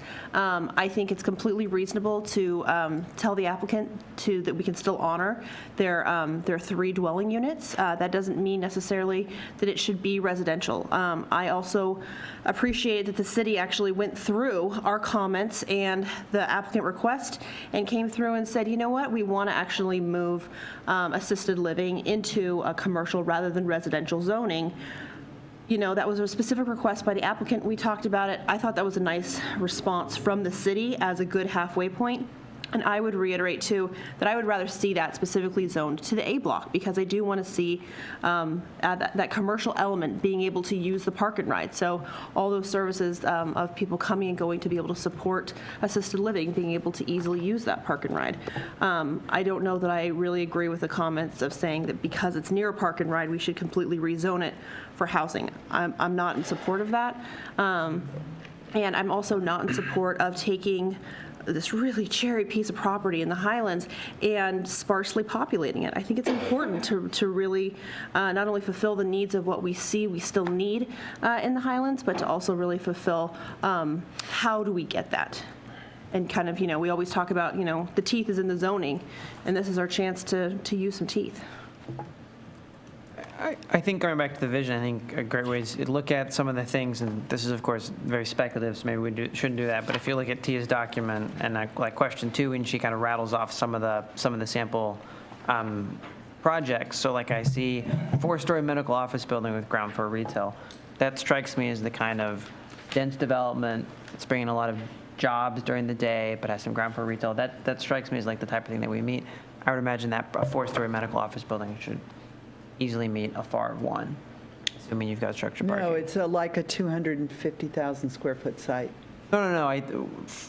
Wait, hold on. So that would, but 250 square foot is the entire thing, or just one? It depends. It depends on how small the footprint of the building is, right? Exactly. So you take a piece of property and you put a big 4-story building on, it'll easily meet probably a 2 to 3 FAR. If the footprint is very small, I mean, like less than a quarter of the total property, 4 stories, you're pushing 1 at the most. It depends on the footprint of the building. So this is more like 0.3. Okay. Yeah. So that would be a 4-story building that would be then surrounded by a sea of parking. Yes. So it's basically the building is on just less than a quarter of the site with surface parking on a quarter and structured parking deck on the back. I mean, I'm not asking you to review this. Certainly. We are in the process of discussing it, but I'm just saying that on that site, it is probably an FAR of 0.3. Maybe 0.5. Okay, so I'm generally in support of moving us toward something with a higher FAR than we saw in Grand Ridge Plaza. I agree that was a disappointment. We should be moving things forward. I will agree that the number 1.0 seems a little bit cherry-picked. And I wonder if there's economic information behind that. Why it was 1 versus 0.75 or 1.5 or anything like that. I'm going to look to our economic development director. Okay. So what's in the central Issaquah plan now is a 0.75. I think the analysis we did with vertical mixed use is 0.75 didn't get you any of the drawings that the consultants showed us that we were going to get with vertical mixed use. And so as we did the math on the numbers for that vision that we wanted, which was like 4-story buildings with maybe a little bit of surface parking on a block, those numbers went from 5 to 8 on FARs. So when you talk about 0.75, yeah, that's in the code right now for Central Issaquah. And if you wanted to pick that, you would have a rationale for doing that. I think from our perspective, you heard it from Lucy earlier, if they want to build out all of their entitlement that they have on the property that they own, they would need to average out a 2 FAR over the entire 20 acres. And I think what we're saying is, all right, on a parcel by parcel basis, they should have some flexibility to have some parcels that might be less dense and then some parcels that might be more dense. But we chose 1 because 1, we thought it was attainable, and 2, because they should be thinking bigger than that if they're going to try and actualize all that they bought. And I think from a density perspective, the number of employees that were anticipated to be in the Highlands, you've got to build a lot of square footage to get us to that point where we actually actualize the vision that we thought we were going to get. So yeah, it could be super aggressive. And if you guys want to put it to 0.75, that's fine. They're right. We didn't hire a bunch of economists to study that and do a bunch of research on FAR on surrounding commercial projects. But we also know that, we could do the FAR analysis on the proposed Costco building that's coming in. It's 600,000 square feet, and we know the parcel size. We could probably pull that up right now and tell you what that's going to be. It's going to be higher than 1. Yeah. In a situation, since we're also asking for plazas when commercial space is put into place, do we have a sense how that would affect the FARs? Because plazas are obviously 1 story. They take up some part of the property. Right. Just don't know how that works into the calculus. I can't. It's the whole parcel. Yeah. So that could be a justification for going, somewhat less than 1. I will say that I think it was a misreading of the proposed code that 2,000 square feet of plaza only comes in if you have greater than that and you're proposing more. I agree That with that. specifically language is there for when you're breaking it apart into multiple plazas. I think that staff covered that language, and I don't have a concern with that comment at all. And I appreciate, I think the language actually is pretty clear there.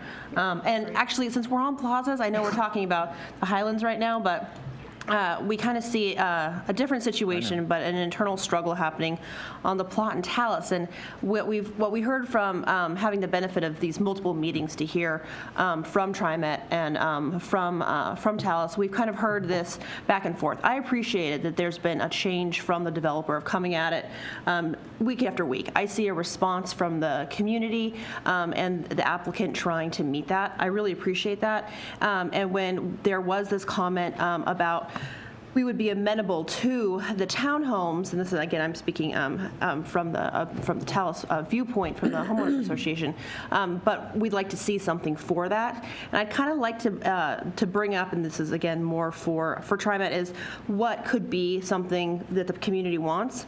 And I really like Connie's idea. We've talked before about amphitheaters. We've talked before about large communal spaces.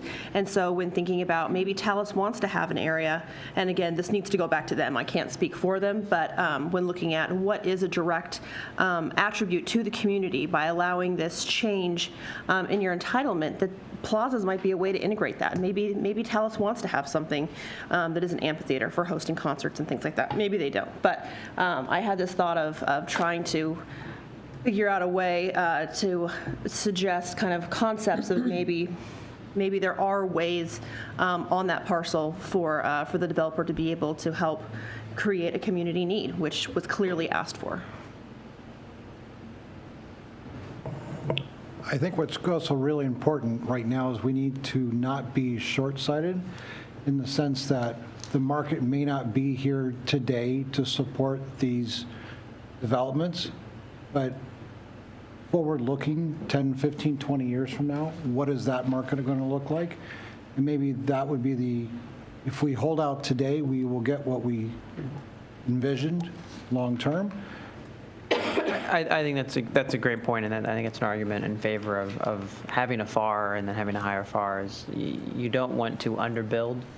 I think you want to it's an empty lot. Now is the easiest time it'll ever be redeveloped. What's going to be built there is probably what's going to be there for the time being, and so I think requiring additional density in order to shape the vision we want, I think is good.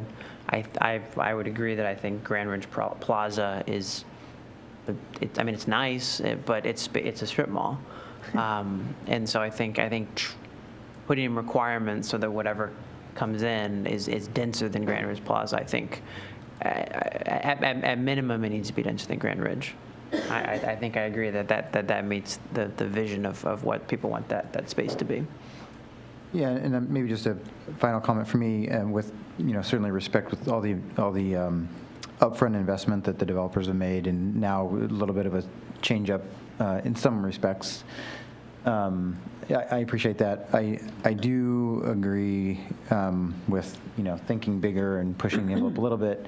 I guess I would just, depending on how we end up here, if we end up with a recommendation or whatever, if and when it goes to council, I guess I would just recommend a little more robust sort of analysis and something in the presentation to them, just so that they're going to ask all the same questions we are. Where did the numbers come from? What is the economic impact to the developer and all that sort of thing? So just a little bit more behind that, I think, would be useful for that, just to sort of inform that conversation. That's all I have to say about that. Would you like to see that? I would like to see that, yeah, but I don't know if we're ready to move and make recommendations or anything at this point. I'm looking around to see if. I feel fairly comfortable with the answers provided on things. I think that council will probably ask those questions, and so I think having an answer at that point is probably important. But generally, I'm feeling pretty good about the responses that we've heard. Yeah. So just so you know, when we send this to them, to the council, the changes, they like to know what changes you make, and so we will sometimes explain.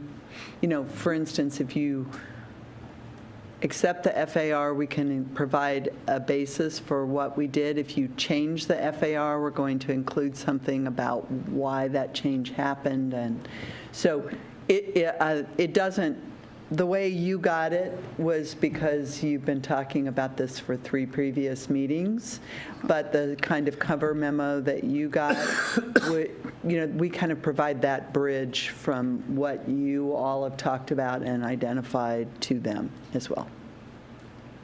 So what are you expecting from us tonight on this particular issue? Just further conversation and ideas? Well, this is the public hearing, so typically it would be a recommendation, but you may not be ready to make a recommendation.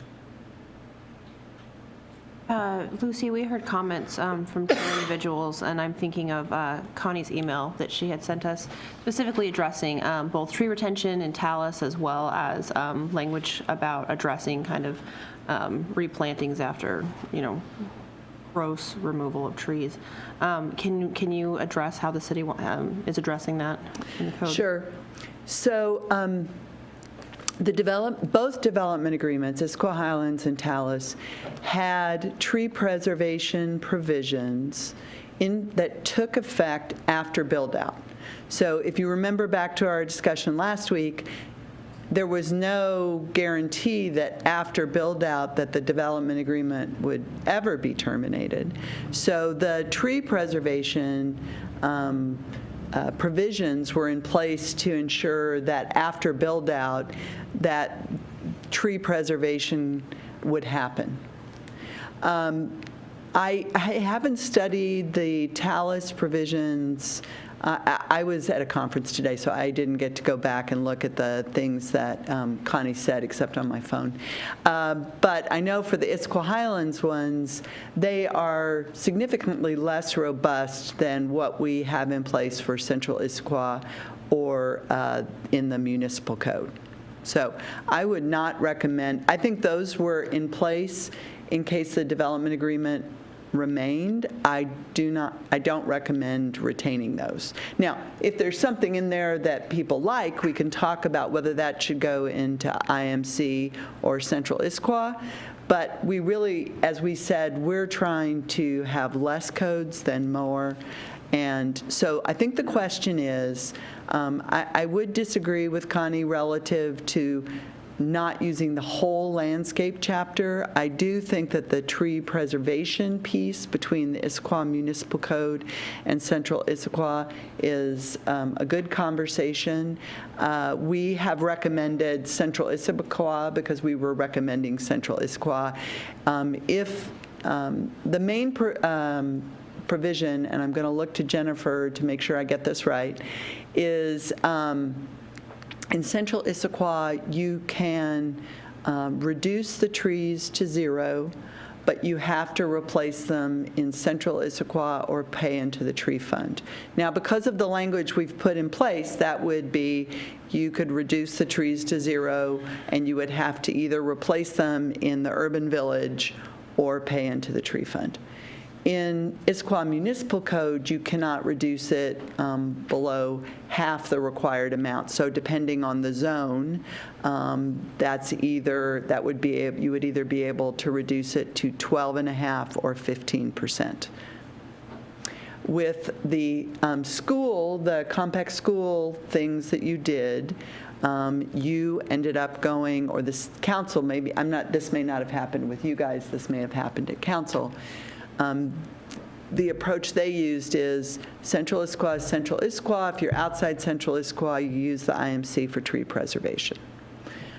So I think those are the two choices on the table, either using Central Issaquah, now that I've thoroughly confused you about the differences, or the Issaquah Municipal Code relative to tree retention and replacement. The answer is yes, you confused us. So, to really make this very clear, what has the strictest tree retention policy, and what is that would be applicable for these areas? So, it's a little bit of a divided game. Central Issaquah lets you take it to 0, but requires replacement either in the same area or you pay into the tree fund. The city does not allow you to take it to 0, but you just pay into the tree fund. You don't replant. So they're slightly different. But they have to stay at 15%. Yes. So it depends on whether you want to prevent it from going to 0, or you want the replacement trees planted in the area. And I'm just not going to make a value judgment for you which one you think is stricter. Do those apply to a build-out property, or would they also apply to a greenbelt area? That is for developing Greenbelt, property. Yeah, would it be like private property open space? What is it zoned? So developed property follows a different requirement. Tree preservation is for developing properties. Okay. And yet the question was about trees removed on greenbelt areas. Right. What? Right, and I think the question was that as well as view protection. And right now, city code, both tree standards don't recognize views. I mean, so just because you want to have a view of the lake doesn't mean you can top all the trees and get a view of the lake. I was going to build on legally. Harrison. They're like, you can't build. So I think actually, Lindsay, if the point you're referring to was Ken's point about the tree buffer, that's a separate thing than tree preservation. There was a provision that the It's my fault because I combined them too. I brought up the discussion. No, and so they are two I different points, anticipated that but they yeah. were going to come together, But so I'm I wanted not to blame surprised. that. I don't want Lindsay Fantastic. to. I'm okay with that, yeah. You just want to see how well my brain works at this hour. Especially the later it gets. And not eaten It's yet. only 8:20. I know. So We're not even halfway. there was an exception. So the 100-foot buffer was required where there are some exceptions, such as for ponds. This area was used for construction at one point, and it has not been reforested. That is something that's on our negotiation list with the master developer to complete the restoration of that area. I don't think we're looking for the HOA to do that, so. Yeah. They're not the master developer. So as it's written right now, I want to give the example of we have this contested piece of property that is now apparently moving forward in the Highlands for the building of a school. So we've talked about this CF designation. Do plazas apply to government buildings, meaning and schools? And we have a voicing of opinion saying, should schools have to have this requirement versus why do they have an exemption to not have to have this requirement? As it's written right now, this lot is going to be clear cut. What is the obligation right now to replace those trees that we're losing? I'm not going to talk about that because it has no UV zoning on it. Okay. So it isn't, I don't want additional gasoline this evening. So if we speak hypothetically about a different lot that is completely treed and is going to be clear cut for the purposes of a government building, what is the obligation in the code right now about those trees? So I'm not sure that there are any treed lots in Issaquah Highlands or Tallis. There may be, Ken Bellamy's College lot? property may have a few, what? Bellevue College lot? It's not That's in the in a Highlands. different development agreement. They're the exception to everything. Okay.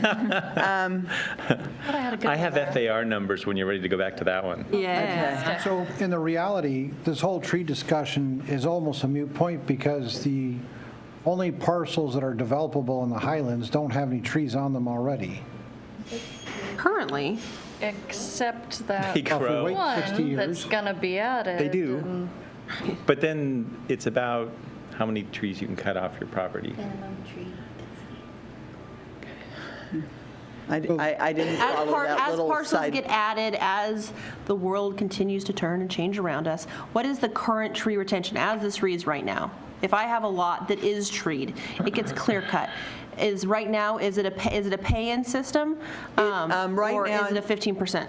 It's, you could take it to zero with, I believe, with an adjustment of standards, and you could either replant on site in Issaquah Highlands or pay into the tree fund. Thank you. And there is no language currently to talk about view mitigation and clear cutting. It was previously addressed in the development agreement. There is no language that supplants that for disallowing the clear cutting for. So I don't think either Central Issaquah or IMC allow, so they're more like criteria for when you can cut trees. It does not mention views, I believe, but views are not one of the criteria for cutting trees. So it's kind of backward. You back into it. If it's not listed, then that's not one of the options. So as it's currently written, it's more of seek forgiveness after I've done it rather than ask permission Oh, well, before. seek forgiveness comes with penalties if you cut trees before you have a permit. But that isn't currently written in as we do it, so you'd have to refer back to the Central Issaquah. Right. So you can't cut trees in either Central Issaquah or the rest of the city without permits or approval and review. And that means that we look at the caliper sizes of all the trees. It's not just retaining the trees, it's retaining the caliper size. So if you have big trees or small trees, we add up all those calipers of trees that count, and you have to retain a certain amount of it. So right now, the Central Issaquah guidelines give us what we need in this document. That's why it isn't currently being addressed. So it is a set of tools that we use in one part of the city. We have effectively used it. There's some concern about using it in other parts of the city. That is a policy discussion. And I don't have a problem having a policy discussion. I know that there are people who would say there's a right answer and a wrong answer. I'm providing you with information. We recommended Central Issaquah because we were recommending Central Issaquah for everything that wasn't covered. That doesn't mean that we couldn't say, except for trees, which have to follow the IMC provisions. And so let's, if a developer decides to clear cut, and we make the agreement that that's okay, and the developer pays into the tree fund, how, assuming we have a tree fund going right now, how have we spent the money on the tree fund? What have we done with that investment? I don't know that we know it's administered through the Parks Department. So, we're permitting, we are not construction. So unfortunately, I don't know the answer of how they have, whether they put them in parks or they use them for open space replant. I don't know specifically how they use that money. So it's for city-owned, so usually it's for, we end up buying properties along the creek and in other places, and I know that the Parks Department does use that money to replant on city-owned properties. So, and, for example, there's one area comes to mind, for me at least, and that is, we're about to take a big open space area as part of Gateway. And it's right now, needs to be revegetated once all the blackberries get cleaned out, and that's going to be an area that planting trees is the best way to keep blackberries out because it basically creates the shade canopy that doesn't allow the blackberries to grow. So there's always a need for trees to be planted. And so, what kind of trees are we planting? And I ask that because I'm thinking like for like. So if we take out a grove of Doug firs, are we planting Doug firs, or are we planting fruit trees or city-like trees in place of that? I think it depends on where you plant them. It's where you plant them. I don't even know that necessarily planting happens. I think that they sometimes think, well, we've now established a green space. It's a tit for tat. I don't think it's a direct correlation of tree fund means trees. I think sometimes that means green space to the city. You're in favor of the 15%. I have an opinion on the board. I love it. Okay, so I'm hearing uncertainty for trees and for FARs. You want some information on FAR? Okay. So hopefully all my numbers are right. So the medical office building that's at 4th Avenue and I-90, Issaquah Medical Building, I believe, its FAR is 0.8. Swedish, 1.1. The Swedish is right there? Yes. Okay. Technically, it's up there, but yes. That's why I was like, wait, you can see it from here? Wow. Here, let me just point. The first building that Keith referred to is this one that's right here. Okay. That's not even 0.1. And then this one. And then 90 East, which is, it's where Microsoft, it's the office buildings we were talking about earlier. That's 0.85. And the office building that's about to come in for land use permit from Costco's of 5.5. How tall is it? 9 stories. It can be the biggest building in Issaquah? I'm sorry? It can be the tallest building in Issaquah? Actually, No. I think it might be 8 stories, Is it only 8? because that would be the same as Raleigh Hotel.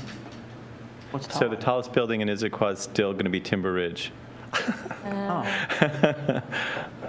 Just in case anybody wants to know, for that trivia night.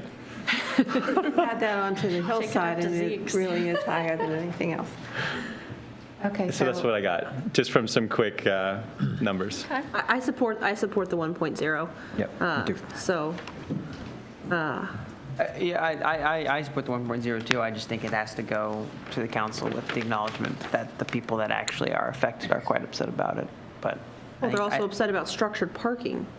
true. There's a quantified list of the things that they're upset about. Let's just. That's fair. But is anyone on the, maybe let's pose it this way, is anyone in the commission object to 1.1 or is deeply or is skeptical? 1.0, thank you.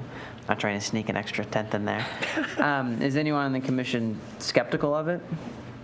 I'm not skeptical, but I'd like to know a little bit more about the intricacies of what problems it's going to present to the builder, and also is the city getting what it wants and why it wants to. So what I'm proposing is we could go on for this conversation for all night, but everything else in the plans, those are the only two things that you had some heartburn on and some definite questions. So what I'd like to do is kind of have this, Lucy, take it to the city council with the knowledge that we needed some more explanations on those two particular issues.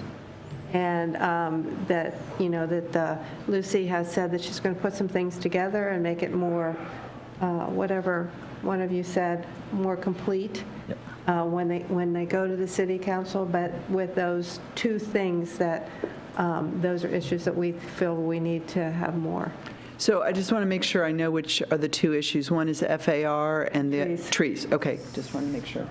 And then I guess a third thing, just a clarification on the plaza requirement for public community facilities. You got that? You noted it down. Yeah, that was a change. So, Yeah, just right. a minor. So you guys had identified a couple of edits. Yeah, that's right. To plazas and parks. Yep. I think that was the only one that was real substantial. I think the other ones are more edits and clarifications. I think that one was actually a slight policy shift that we were saying So that those guys. I think that for the community facilities designation, in theory, the school district would go to the council and say, we feel this is an undue burden, and would be able to lobby against those plaza and park requirements. And so building in the code that CF is not a part of that regulation, I don't know that I support that.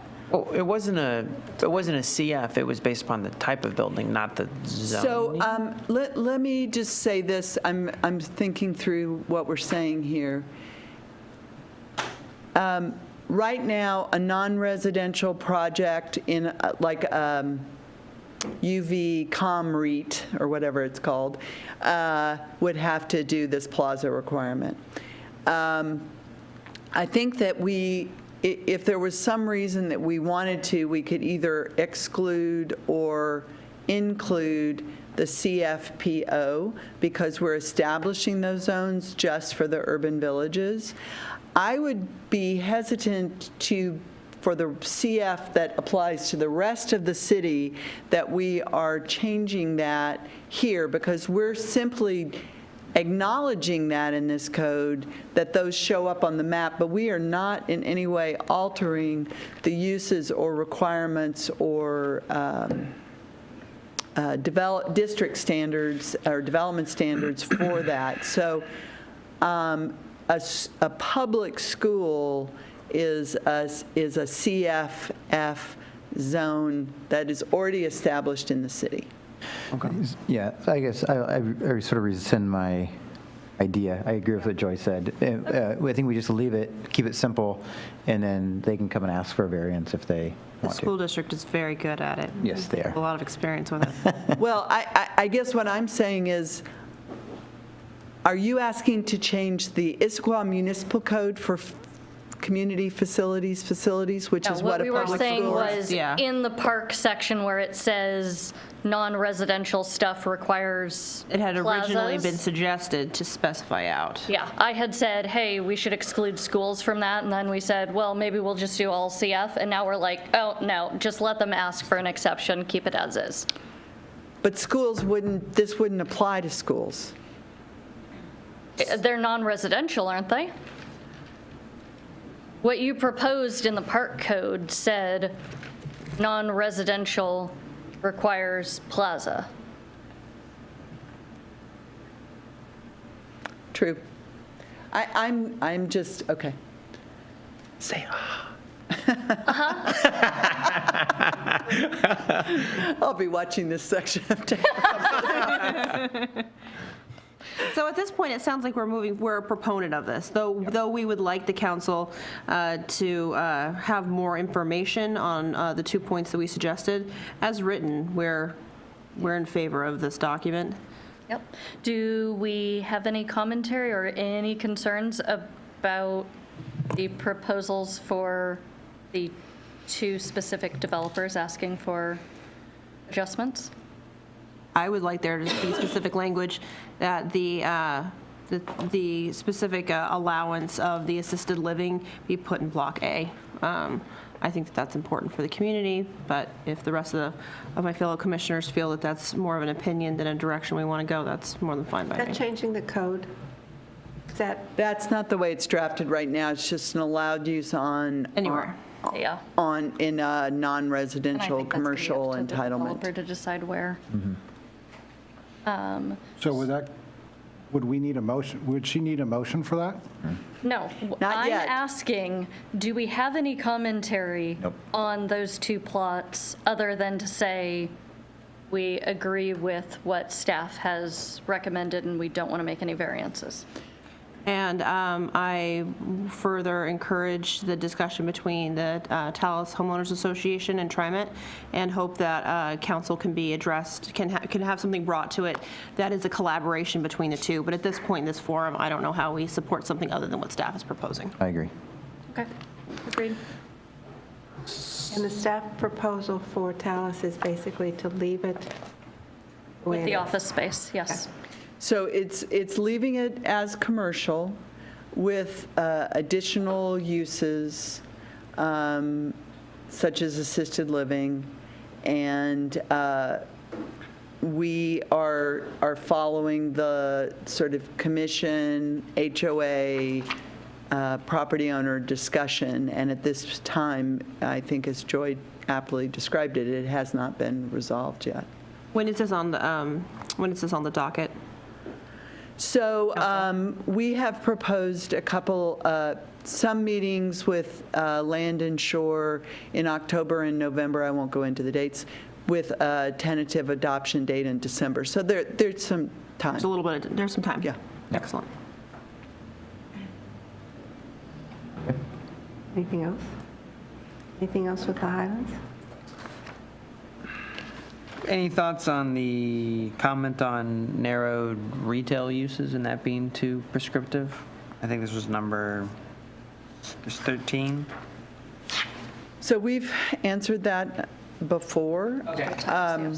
I'm happy to answer it again. I think we have, the uses at Issaquah Highlands were exceptionally broad for retail, for commercial, for mineral extraction and asphalt processing, and a lot of things that I don't think that we think are consistent with the character. It is true we are narrowing the uses based on what's there and what we feel is consistent with the uses that are there, but we have tried to retain some flexibility to allow for evolution of uses and uses that we don't anticipate under retail or cultural facilities, et cetera. Okay. Okay. I have one. I know this is going to probably not go over well with staff, but there have been some comments, and I find it the same way, that when I'm going through and you have a line that says A.B. whatever, C refer to some code somewhere else. I think that's one of the things that makes it hard for developers to go in and understand the code. And I was just wondering why. I know it would add more paperwork, thickness, but why do you do that? Why can't you at least put in the synopsis, any further information go to the other document to find out what you can and cannot do? Do you have an example, Joan? I just want to make sure I'm answering the actual question that you're answering.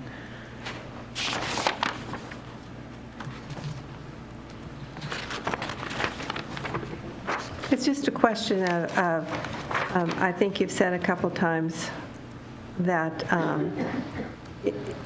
you don't want to make the document too long. It's easier if it's in there, then you don't have to redo it.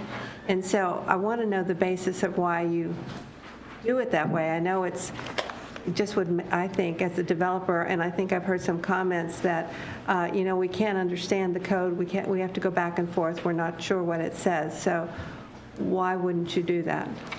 So at some point, I'd say two things.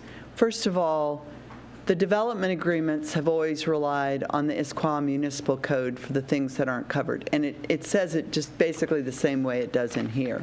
And so there's, obviously the development agreements are bigger, there's more content, and therefore there were fewer instances of that.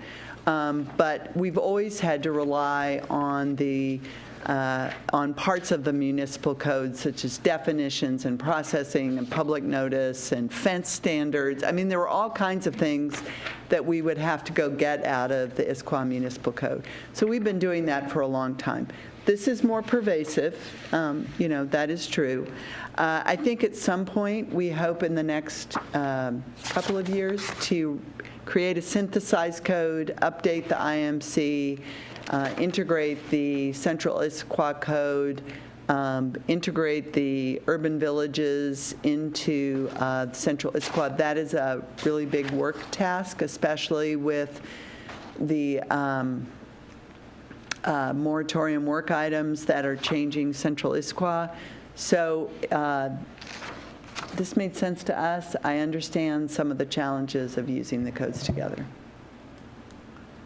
I understand that it's a big process, but I think when you're actually putting it, I think it all needs to be put together, and it's something that should be going up closer to the top of what needs to be done to make everybody understand what it is and how it's put together. Just saying attachment 3, C code 45, that, maybe at some point in time before you put it all together, while you're doing this, you could add what it actually means as a two-sentence thing, not the whole body of the code in the other process. Okay. Just a thought. Yeah. So with that. So I would make a motion if we're ready for that. I think so. So I move PPC recommend that Amendment 1, Creation of Issaquah Municipal Code, Chapter 1819B, Urban Village Replacement Regulations be approved as an amendment to the Issaquah Municipal Code with the additional detail and clarifications that we talked about here tonight be included in the packet that goes to council. You second the motion? All those in favor say aye. Any discussion? That was a good motion. All those in favor say aye. Aye. Opposed? Thank you, Lucy. Thank you. Jen Davis is going to talk to us about vertical mixed use in Central Issaquah. And I already had a teaser about FAR. Sorry. Here I've got packet. Thank you. Thank you all. Central Issaquah, Chapter 4. Oh, okay. Yeah. Well, you could. No, I mean. Yes, the Hilton was colder than this. No, where was the Freezing vertical all day, mixed use? man. Yes, it is And cold. then This feels actually nice. Have a good night.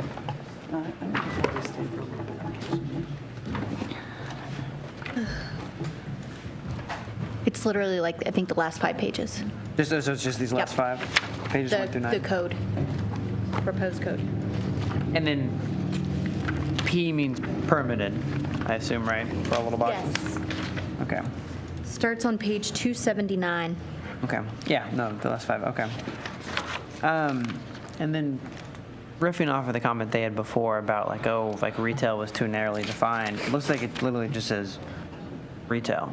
Like there's no more narrow definition than that, looking at page 7. Not in Central Issaquah. Okay, but it is in the Highlands, it's more prescriptive? We earlier saw a list that had I'm trying to put There together are a different list of documents. uses associated, proposed to be associated with the UV retail zone. And is that a prescriptive list or a? Yes. Yes. Yes, but it did have some fairly broad categories in it, if I recall. Okay. Because philosophically, I prefer when these things are more vaguely worded to allow for That was the evolution of the space. That was the Okay. intent for Central. Okay, but for the Highlands, we did want to be more prescriptive. Yes. Okay. There was a list in there that specified what uses would be in the retail zone. Okay. Does that answer your question? Yes. Okay. Jen, you're on. All right, good evening. So my name is Jen Davis Hayes. I work as the Economic Development Manager here at the city, and I'm back to you tonight to continue the conversation around the vertical mixed-use code changes as part of the moratorium. So we'll start off, this talks about the schedule, where we are, but we'll start off responding to the information that was requested at the last meeting and then talk about the code amendments. So as you can see here, we are really close to the finish line. This is the public will be the public hearing for the vertical mixed use changes, and hope to then have council consider adoption on October 16th. So that's very exciting. So one of the questions was to look at, we had mentioned that this is a project that's been long and time going. We received money last spring to look at this before the moratorium even started. So when I say last spring, meaning 2016. And the idea was that we were not seeing the development products that we envisioned in the central Issaquah area. We wanted to better understand what the market was like. And so we actually contracted with Eco Northwest to conduct a study. And so I pulled the information out of their scope of work to understand, again, what we asked them to look at, and compared to what we asked our secondary consultant to look at. So again, this is, again, in response to request from the commission to represent what the scope was and then the current market dynamics. So again, they looked at more the economics, and so they did come back with saying the current market dynamics does not support vertical mixed-use products. But it's moving in the right direction. They believed it was going to be for between 5 and 10 years before that would come about. The second part of their scope was to look at recommendations. And so what I did here was, these are options, so they did not go deep into the recommendations, because at the time when we spoke to council, we talked about these options, and council had actually, through multiple conversations, had come to the conclusion that they would like to, instead of look at incentivizing vertical mixed use, making sure that our code has the requirements that when it does happen, if it's 5 years, if it's 3 years, if it's 10 years, it happens in the form that we want to see. So of the options that the Eco Northwest presented for us, the two in blue are the ones that carried forward into the next phase of this project. Any questions about the scope and kind of what Eco Northwest did for the beginning of this project? No? Okay.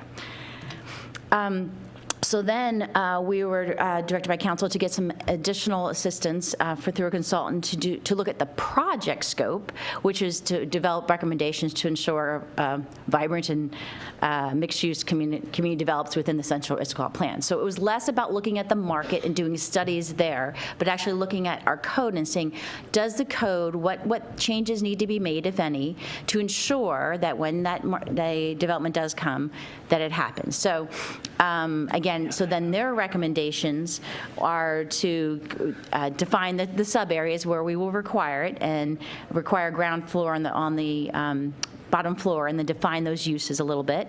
And then to also look at changing the base and the maximum height, increasing the FAR, and then also decreasing the percentage of surface parking allowed, or another way of saying increasing the required percentage in structured parking. So again, so it wasn't, again, less about a market study, more about looking at, once the site was identified, what things need to be in place so that when it does redevelop, it becomes what we want to see. Any questions in general about their recommendations?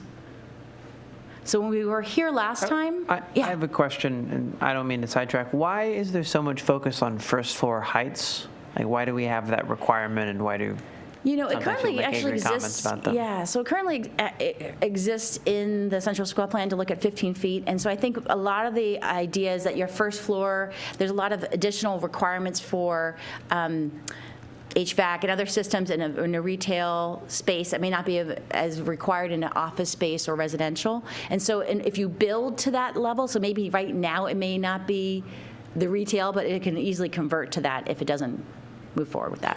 Okay, so it's similar to a requirement of, like, say, requiring, doors facing the street or something like that. Exactly. It's it's just so developers forced to build it that way to facilitate later convertibility. Exactly. Right. Got it. And then it doesn't require like, oh well, I cannot convert this to retail because the space isn't available for that. So, and a lot of cities have done that. That's again that kind of transition phase. So, and again, that's already in the Central Issaquah plan at 15. We believe we want to give some more flexibility up to 20. So then the commission asked to look at the last time we talked about the recommendations from Crandall Rambula and the staff recommendations and where the difference was. So again, going through the different recommendations, the one difference for the staff recommendation was Crandall Rambula suggested that to limit the uses on the ground floor for commercial to only the 3 categories listed there: food and beverage, retail service, and retail service specific land use is called. We believe that that is pretty limiting, and that we should continue with what's in the current urban core, which is where these properties exist, removing the outdoor storage, drive-through, things that don't make sense for a vertical mixed-use area. But to do require those uses, the food and beverage or retail services, from minimum distance of 60 feet rather from the corner. So you're reserving the corner spaces for the types of uses you want to see there, but the in-between can be the art gallery or the medical service or the yoga studio or the massage therapist type of services that are going to be serving these neighborhoods that are going to be built up around the vertical mixed use. Do you have a question? Which corners? So of the building, so of the intersections. So all corners. So whichever, yes. Oh. And this is The ones on the corners. Yeah, I guess if they're round, it might be a problem. Maybe we should think about that. Might be a problem. Yeah, so maybe we've got to think about that one. Well, no, I was more thinking in the context of page 9 where you've like required frontage, but this is for all blocks or for all structures? Structures. So it's from the corner of. Now I'm getting corner. Yeah. So it's block corners. Block corners. Yes. Okay. Yes. And okay, then are there any blocks that are partially vertical mixed use and partially not? Blocks, meaning what we're defining as what's required? Yeah, I guess, never mind. Okay. I'm So the map, thinking have too you put the technical map about up here? corners. Not yet, no. Okay, wait for the map. Okay. Yeah. I'll restrain myself. There you go. Yeah. So, so are there any questions about this or further thoughts? I appreciate that you showed us in more depth about what changes were made. I think that the rationale makes sense, and that having a variety of uses opens it up to more occupants, and seems like a good plan. I do have a question when it comes to the retail applications in these buildings. What about the businesses that deal with hazardous waste, like dry cleaners? That's clearly retail. Like, could that have an impact on the safety of the people that live above that, because dry cleaners is very toxic? So I actually don't know how dry cleaners are defined. I'm not sure if this is the right. So they have dry cleaner like retail operations. So a lot of the ones like the Highlands didn't allow for that chemical use to be done on site. So what happens is for some of that stuff, they actually do it someplace where they can use the chemicals So Yeah. most likely where it's happening in a mixed-use setting, they won't actually do the dry cleaning on site. They'll do the laundry activities on site, but the dry cleaning will happen elsewhere and be brought in. And so if you can see in, this is from the Central Issaquah Code, that the footnote 22, dry cleaning using the chlorinated solvents is prohibited in these areas. And I think what Keith just said, is a lot of times nowadays, it's more of a retail storefront versus the actual operations. This is just a service front, I get it. Yeah, that's just kind of how the process works. Jen, we've been having a discussion this week, and you've been helping to clarify my questions about this increased for the building heights. And I appreciate the details that you've given me to try to justify this change, but I still have some reservations about this. So just want to give you a heads up that while we're moving on, I'd like to go back to this increase. In the later part of the discussion. What is the increase? It's by 10 feet, right? Right now, it's 125, and you want to go to 135? For the maximum, The yes. maximum building That's height. including using bonus density.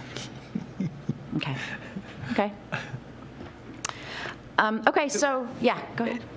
And again, I might be jumping ahead on slides. Do we have in thinking of the first half of the meeting, do we have minimum FARs? Yes. Oh, yeah. Yeah, They were minimum. increasing. Oh, yeah. And, yeah, you. Hot dog. Okay. Page 286. They're meaty. So- I missed, They're meaty. This is my first VMU meeting. I've managed to miss all the other ones so far. Okay, yeah, so we can definitely go into more of the details. This is generally what we're looking at, so increasing the FARs for the vertical mixed use across the board. Again, changing the base and the max heights, creating the floor height range, so 15 to 20 feet for the first floor, and then the parking. So that's our general code recommendations. They are reflected in your packet in these different chapters. Again, looking at how we did that, and you'll see in red in our slide that we actually have some staff proposed changes to the amendments. They're, we believe, minor, that are just more making references to other sections in the code so that the user is able to identify that they're in an overlay area and know where to go to get that information. So we can talk about that information now, or we can stop here and discuss the current proposal that you have in your packet. What would you prefer to do? Presenter's choice. I'm sorry? Presenter's choice. Do you want to do it now or? Sure. I mean, again, these are pretty minor changes that we're looking at, so. Let's get it done. Yeah. Okay, so looking at Chapter 4, so where we have the table of permitted land uses, so that's pages 280 to 285 in your packets. So that is merely taking what currently exists and marking off that there's footnotes now, 23 and 24, but we're looking at changing 23 to refer to the vertical mixed use overlay. What we did that's not in your packet to number 23 is add in the words in red as defined in figure 4A. So it's referring to the two maps that we've added, because we had some feedback that, again, as the user, what if they don't come in through the route you think they're going to come in order to look at the code information? So we wanted to add some more connection points. So again, it doesn't change the intent of the code, of the changes. It just makes that arrows. Any questions? That's going to be the same here. We, with the note, adding the note in red that explaining a little bit more, directing them to section 4.4 District Standards F. Again, that's where we do the summary. And then we added one more map, and then referred this map to the 4.4B, which is the map just right here. So again, making those connections so that if it gives the breadcrumbs along the way. So I think, again, pretty simple kind of stuff, right? So we can go down. So start from the kind of the recommendations. So the first part of that is looking at the geography. And so this is, our proposal is to create an overlay on the hatched parcels. And so to give you a little idea, this is our zoning map, but to give you an idea where these are, so you have on the corner of 12th and Gilman is Chase Bank. You have Town and Country Center, which includes, that used to be Sports Authority, soon to be Hobby Lobby, Gold's Gym.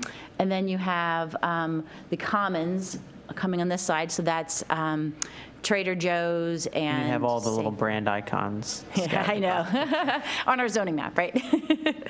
And so then the black and so you notice that it's a dotted line for Mall Street, because that's the future Mall Street extension that already exists in our code, so we're not making up anything new here. And so the required ground floor would be on those parcels along 12th on the east side, because on the west side is the Raleigh Development Agreement, so we can't make any changes to that. On the north side of the future Mall Street, and then the Maple portion to Gilman, so that's basically in front of where Trader Joe's is now, and in front of where the yeah, and then Wildfin, thank you. I'm thinking, no, it's not that one. So it's in that little like half block section there. Again, the Mall Street doesn't exist yet, so you don't see it yet. Why is the Target lot not? The Target is its own property. It's its own property, and we are looking at really narrowing like where we think vertical mixed use has to be on the commercial, on the ground floor. And so these are... Just to clarify, Yeah.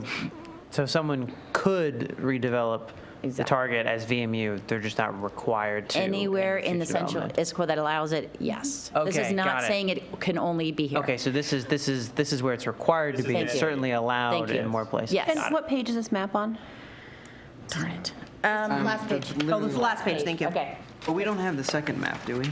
No, and the second map is actually the Central Issaquah zoning map that's in the code right now. Yes. We added that little footnote to it to say, and there's also 4B, which is the VMU map. And then, and sorry, this is because I'm behind, and so VMU is allowed in all of the red or all of the red and the blue? And the purple. And the purple? VMU would be allowed in Central Issaquah. I'd say most of Central Issaquah, most, yeah. Oh. But they'll look at it. Okay, I didn't realize it was that broad. Okay. Yeah. So I'm kind of struggling with this map here. I'm Which, looking this one or the one before? at, The one in the packet. Zoomed in one. In the packet? Okay. yeah, that one there. So That street does exist. when I'm looking at this, the Yeah, exactly. That's the round. black is the required ground floor frontages, which means all the rest of the red could be, But it's just not an actual street. although it says urban core, that could all be residential. This is where this was. So we could, what you're saying or proposing here is we could essentially almost eliminate all the retail operation that is going on in the commons. And all of it would be then funneled to the black areas. They could do that currently. They do not have any intention of doing that. So what we are saying is that, yes, so along the black area, it has to be, if you're going to rebuild and redevelop, that ground floor portion has to be built, and then the uses have to be what we defined as commercial ground use. The additional floors can be office, they can be residential. The back portions, if there's additional buildings that don't fit up against that street, can be other uses. But currently, that's what you just described could happen today. So we're actually requiring more versus less. You want to say something? Okay. Yeah, so we're not trying to redevelop the commons into a residential area. That's not at all the intent. Actually, it's, again, this kind of requires them to continue to use some retail, but there's no intention by the commons to do that at this time. So today, they could actually rip all that out and go with high-density housing. Yep, yeah. Oh, okay. But they are one of our premier shopping centers in Issaquah that is getting the highest rent, so I don't think that that's a worry. Yeah. On this map, for the issue of corners, I'm wondering if you can point out, so all of the intersection would be corners, and then 60 feet within those, 60 feet from those corners would be, Yes. okay. So not where it would bend in the road, but it would just be on the one. Yeah, so there may be some additional, so the challenge with the future street that hasn't been defined yet, so if you and this might be hard to read on the map, it actually, on this map and the circulation map where the road is plotted out, it says that the actual location will be identified once redevelopment happens. There may be some additional, there probably will be some additional cross streets that will be also in place. So we don't anticipate that it, again, for circulation matters, it will be challenging to actually just have one road through it. So corners might multiply? Yes. So right now, Central Issaquah would say that the block length can only be a maximum of a certain dimension, which is much less than that. Oh, thank you. So Yeah. they would need to either provide streets to break that block up or pedestrian block connections. Does a car road and a pedestrian street constitute a corner? I believe it would. We might want to clarify that. So I think that'd be a great street frontage, but I don't know if that's. You've got like 300 feet of a block length, maximum block. It's either 240 to 300, somewhere in there. Unfortunately, Lucy left. She would have known. And so we're talking about the N60s are the active retail spaces. So that's 120 of that 240, right? So that leaves you with like 120 mid-block that might be your insurance agent or something. I think that's less great. Stimulating. I just think we need a little more. Yeah, no, I made clarity. note to make sure we look at, and do we find what so it's 240 to 300, is that, Jennifer, did you find it? 300 is what is coming out of my mind. Okay, all right, so yeah, so obviously, again, we wouldn't be able to have that full block. One huge building. What was the reason for just having, sorry with my direction, I think the north side of the future Northwest Mall Street being required ground floor frontages, rather than both? Why? So one of the ideas that is not in our recommendations, but we're going to be looking at in the future study is, so one of the ideas is, obviously zoning and codes are very important to make sure that you have the requirements there, but there needs to be some amenities and some there in order to encourage a community to grow. And so one of the things that the consultants looked at is for the future Mall Street, which is, again, already defined the Central Issaquah plan area, looking at making that a promenade, and so a walking area where it's almost like a linear park on the one side and then having the retail on the other. And so the idea is, and I believe that in Central Issaquah, that Mall Street has been envisioned as a pedestrian I don't say walkway, but kind of pedestrian oriented. Like a Woonerif, or would that be too much? No, so so right now we're dealing with issues of you've got too much traffic on Gilman and Newport, right? To really make them active mixed-use streets, you want a lower volume of traffic for it to be a more pedestrian-friendly walking experience, right? So if you're going to focus where you're going to mandate mixed use, that's why mall becomes, I think, a great opportunity, because our vision for it is it's much less traffic. It's much more ped-oriented. I'm not sure it's a Woonerf. It could very well be, as Jen said, what our consultants came up with, what they thought was it would be much more like a promenade. But I've heard everything from maybe it's transit only to, so there's a lot of ideas for Mall Street that still need to bake a little bit. But that's where you kind of make the mixed use happen, because there's less traffic. So that's great, but are you saying that, make sure I'm reading the line right, but we're only requiring retail on one half of Mall Street? Yes, because the other half would be more of the linear. I don't think that makes any sense. I'm no consultant, but I think you can have a great, beautiful promenade with retail on both sides of the street. And frankly, I think this is where you want it. Yeah, I think having retail on both sides of the street makes her a better promenade than only one. One thing that the consultants did say was having that street presence and having people oriented, you're going to have more of that if you have multiple areas of mixed use, which is why you wanted it to curve around the corners, and you couldn't do it on the Rowley side, but you really hoped that it would be there on the Rowley side. Right. So to say, we really hoped that it would be here on this area, but on this one, we're just going to say, we don't know. I think also that fits with me. Also, I think we should be, sorry. Go ahead. Oh, also from the pedestrian point of view, it would seem to make more sense to have the walkway so that you could go in and out of the retail rather than have to go back and forth across the street if you wanted to go to a store on the retail side and you're walking along the walkway side. Oh, yeah.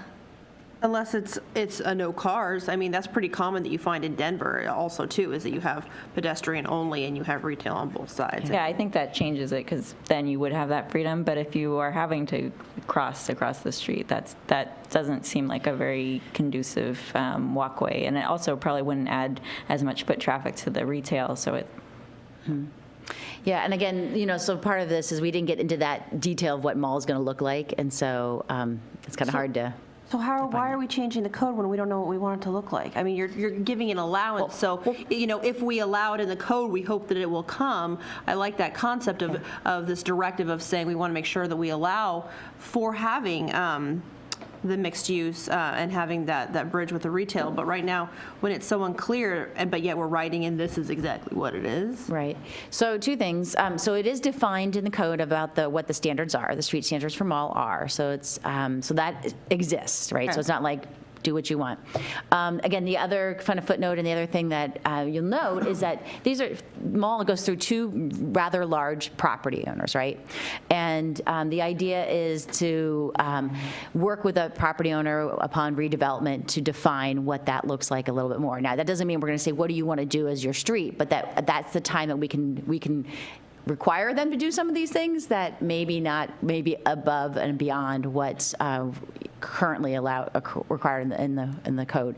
The other piece is, again, so these are, there's multiple things happening, obviously. The park strategy, is going on in our community and talking about, so if we're looking at, so not just the promenade or whatever it may be, but other kind of public amenities and other opportunities to fill in the green necklace, we didn't want to go and define something that then counters what the park strategy is out there doing a whole bunch of community involvement with, because we want to make sure that that's aligned. So we have the intention to actually continue to work with our Parks Department as we look at what this area looks like and potential future redevelopment opportunities to ensure that we get, again, the green necklace or whatever is out of that park strategy. There is also some ideas of looking at an urban park and such, but for our scope for this project, we could go pretty far and redesign this whole area, but that's not our scope. And so, again, to help me with my orientation, right now, the corner of 12th and Maple is the previously held Sports Authority building. 12th and Maple, no, is actually a office building. So the hatch part up right against there is Sports Authority. The hatch part starts where that is. Yeah. So, and pretty much for mall, so it's basically on the side of mall. So I have, this is kind of a non sequitur. The top pot that's on 12th then is kitty corner there. Has that been deemed a historic building and has been grandfathered in? I don't believe it's been deemed historic. It's part of the Raleigh Development Agreement, so it's under different rules and regulations. You don't know what those rules are, since we're looking at the map right now? It's, so the development agreement as far as what's allowed there in the future? Specifically for that building, yeah, for that plot that's on 12th and... So the Raleigh, I don't know if I can, in general, the Raleigh Development Agreement is pretty similar to the Central Issaquah idea, where you're looking for mixed use, higher density. I'll open my computer back up. So there is, I will tell you. I guess let me get to what my point is. I'm wondering how much of this, because I'm picturing it as it is now, and effectively the future Northwest Mall Street exists, though it's not a surface street. It goes through. So like that corner guy that's on Gilman is the Chase Bank. Yes. So effectively the rest of that is their parking lot. So to be able to create this, all that's going away. We need to imagine a completely demolished area where none of that shopping center as it currently exists, other than maybe the office space that's on Maple and 12th.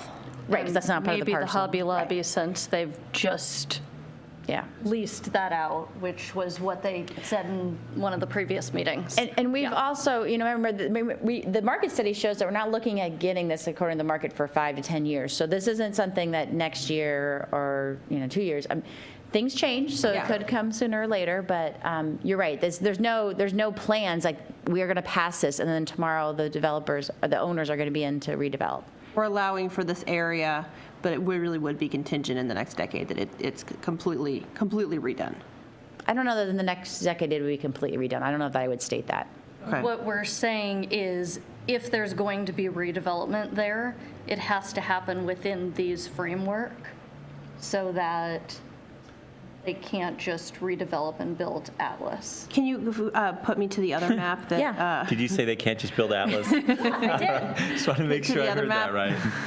right. Write that down. No, that one, yeah. So this Okay. is the Central Issaquah zoning map, yeah. Yep, and so can you point out where QFC is for me on this map? Right now, the Maybe I should QFC.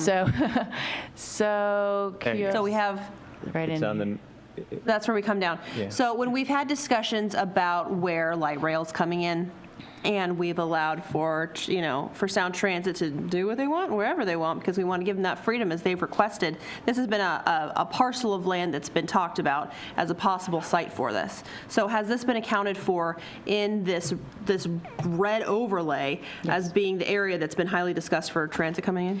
So yes, so in general, so what I will say when Sound Transit did its work for ST3 and identified this parcel area for the cost, the other point to note is that they have never cited a station where they have identified it at this early stage, right? So doesn't mean it won't be there, but I'm just saying it has never happened yet. They just need to look at some of the characteristics of what the light rail station would be like, et cetera. So we, our consultants, Crandall Rambula, who also have worked with us, the city, for the architectural review and design guidelines, have thought about where light rail is going, and we believe again that the area we've identified is going to be close to where it will be. It will most likely be within that, urban core, Tibbetts Valley, Gilman district. Yes. So one of the yes. things that when we were looking over some of the earlier information on vertical mixed use and why it hadn't already come in, one of the things was that 1 in, I think, 3 mile radius number of households and things like that. Yeah. So that still isn't going to be in place, even if we put in this requirement. No, but it is changing. So at the time we did those studies last summer, Atlas, wasn't there. Gateway wasn't there. Inniswood, Vale, so that density, residential density is coming. But again, it's not to the full build out, obviously. Okay. But it's moving in the right direction. I think that's the thing that Eco Northwest said is things are moving in the right direction. And, nobody can really truly be the predictors of the, crystal ball, but. Well, I was just going to say, I think that the 5 years doesn't seem like a very long time to wait, especially when having these changes will take time and they're major changes. So I don't think that 5 years, to me, seems like planning for that makes good sense at this point, but that's also not so distant in the future that, that planning for the Sound Transit and so on, I think it makes sense at this point. I think we should be even more aspirational and put retail on both sides of the Mall Street. Today, and just say aspirationally, this is what we envision, because if we don't actually ask for it now, people won't be thinking that when it comes time to This plan isn't it. aspirational, this is requirements, and. Yeah, this is not aspirational. Let's require it. But it's aspirational in the sense of if you put it on both sides and then just like nothing happens for 10 years, we can revisit it. But so I think it's aspirational in that sense. But I agree. I think we should require it on both sides of the mall. Jen, I'm sorry, I'm so obsessed with that other map. Can you point out, maybe it's because I haven't seen it, I'm like, ooh, can you point out where the post office is for me on this map? Yeah, this one's always confusing. So I think it's like right in here. Is that about right? No, or is it the flip side? No, actually, it's right. It's right here. It's actually right there. Yeah, because that's that. A little bit to the left of the White Street, I think. No, that's the entrance right next to it. That I want to know. So all that land right now and all that road closure I have, that with where the post office is, it's all designated mixed use right now? Yep. Okay. So the answer to Rowley development agreement, so that parcel is identified as mixed use. Within the mixed use zone, they can go up to 10 stories. And it allows for, obviously, a mix of uses. It goes up to 10 stories, and again, clarifying, is that 125 feet? In the Raleigh development agreement, it's 125 feet. Okay. Thank you for looking that up. Yep. I'll leave my laptop on, just in case. No, those are good questions. And then, sorry to go back to the other map. Yeah. I just want to, I guess, add a couple thoughts. The idea of putting the, vertical mixed use on both sides of Mall Street. So I guess two questions. One is in the discussion about only putting it on one side was that there was a thought that if we required it on the south side or whatever, the bottom side on the map,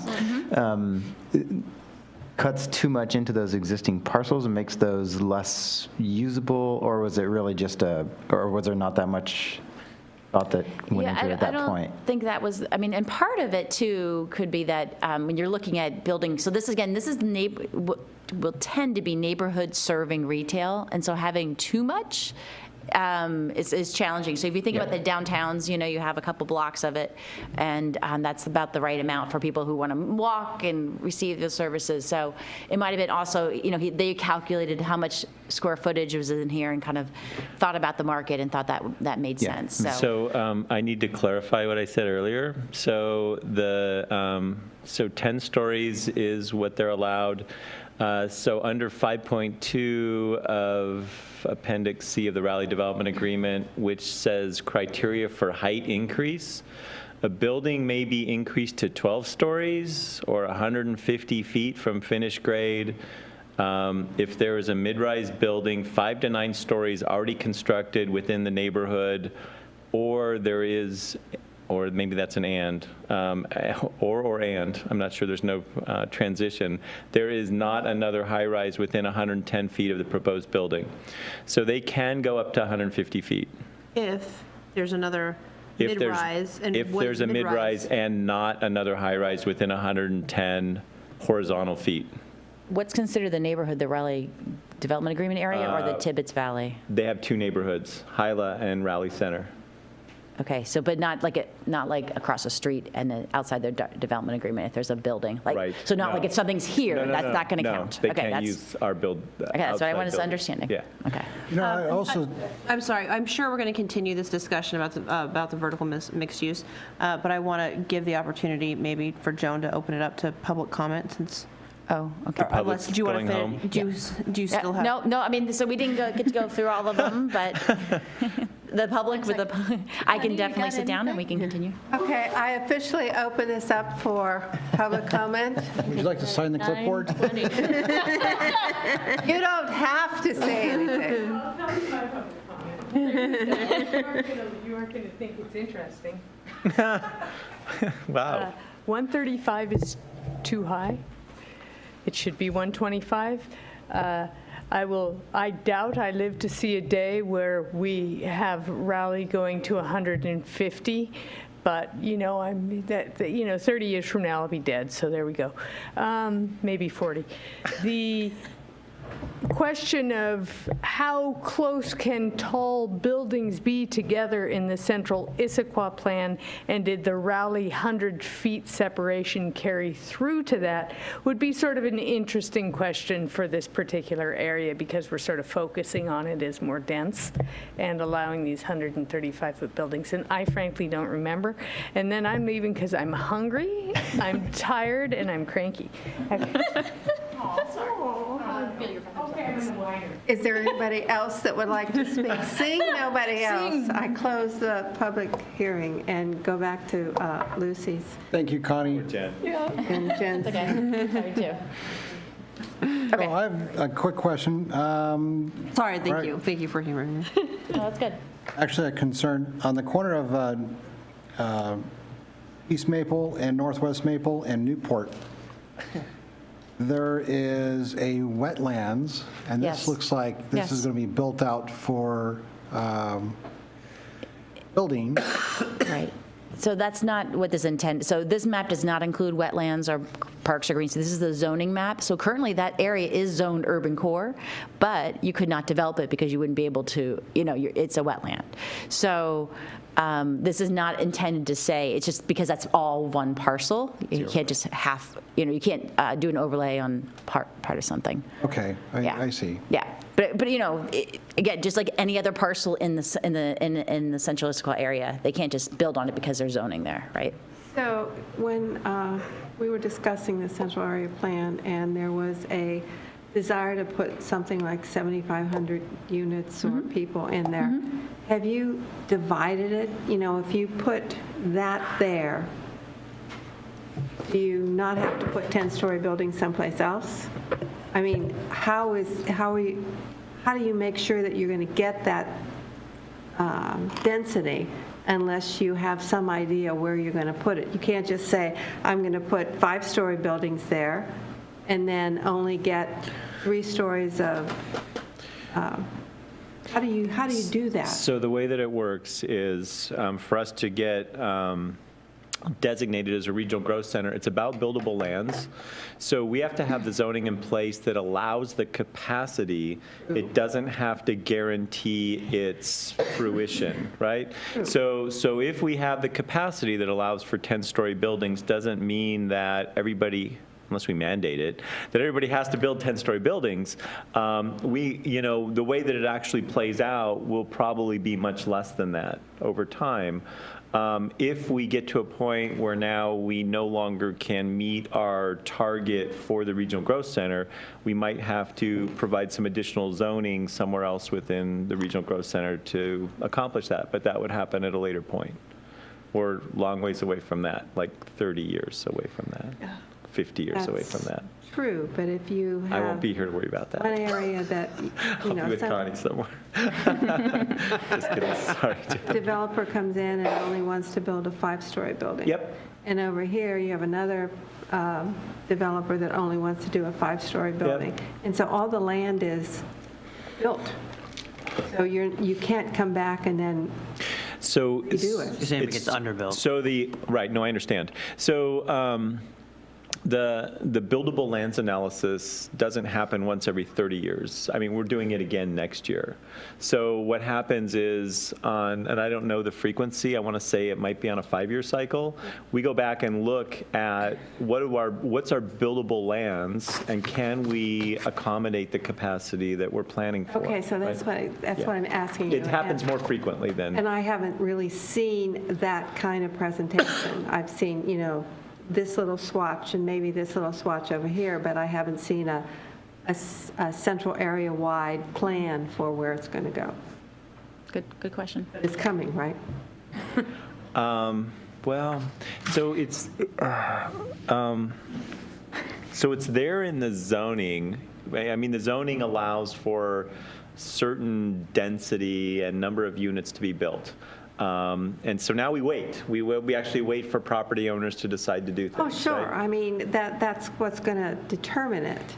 But you still have to have some kind of idea that maybe it'll work. You can always, well, gee, I'm getting 5 stories here and I really need more, so I will upzone this area to provide for it. So, yes, and right now, you know, because there's also the density bonus program, it's kind of like there's capacity and then there's even capacity beyond the capacity.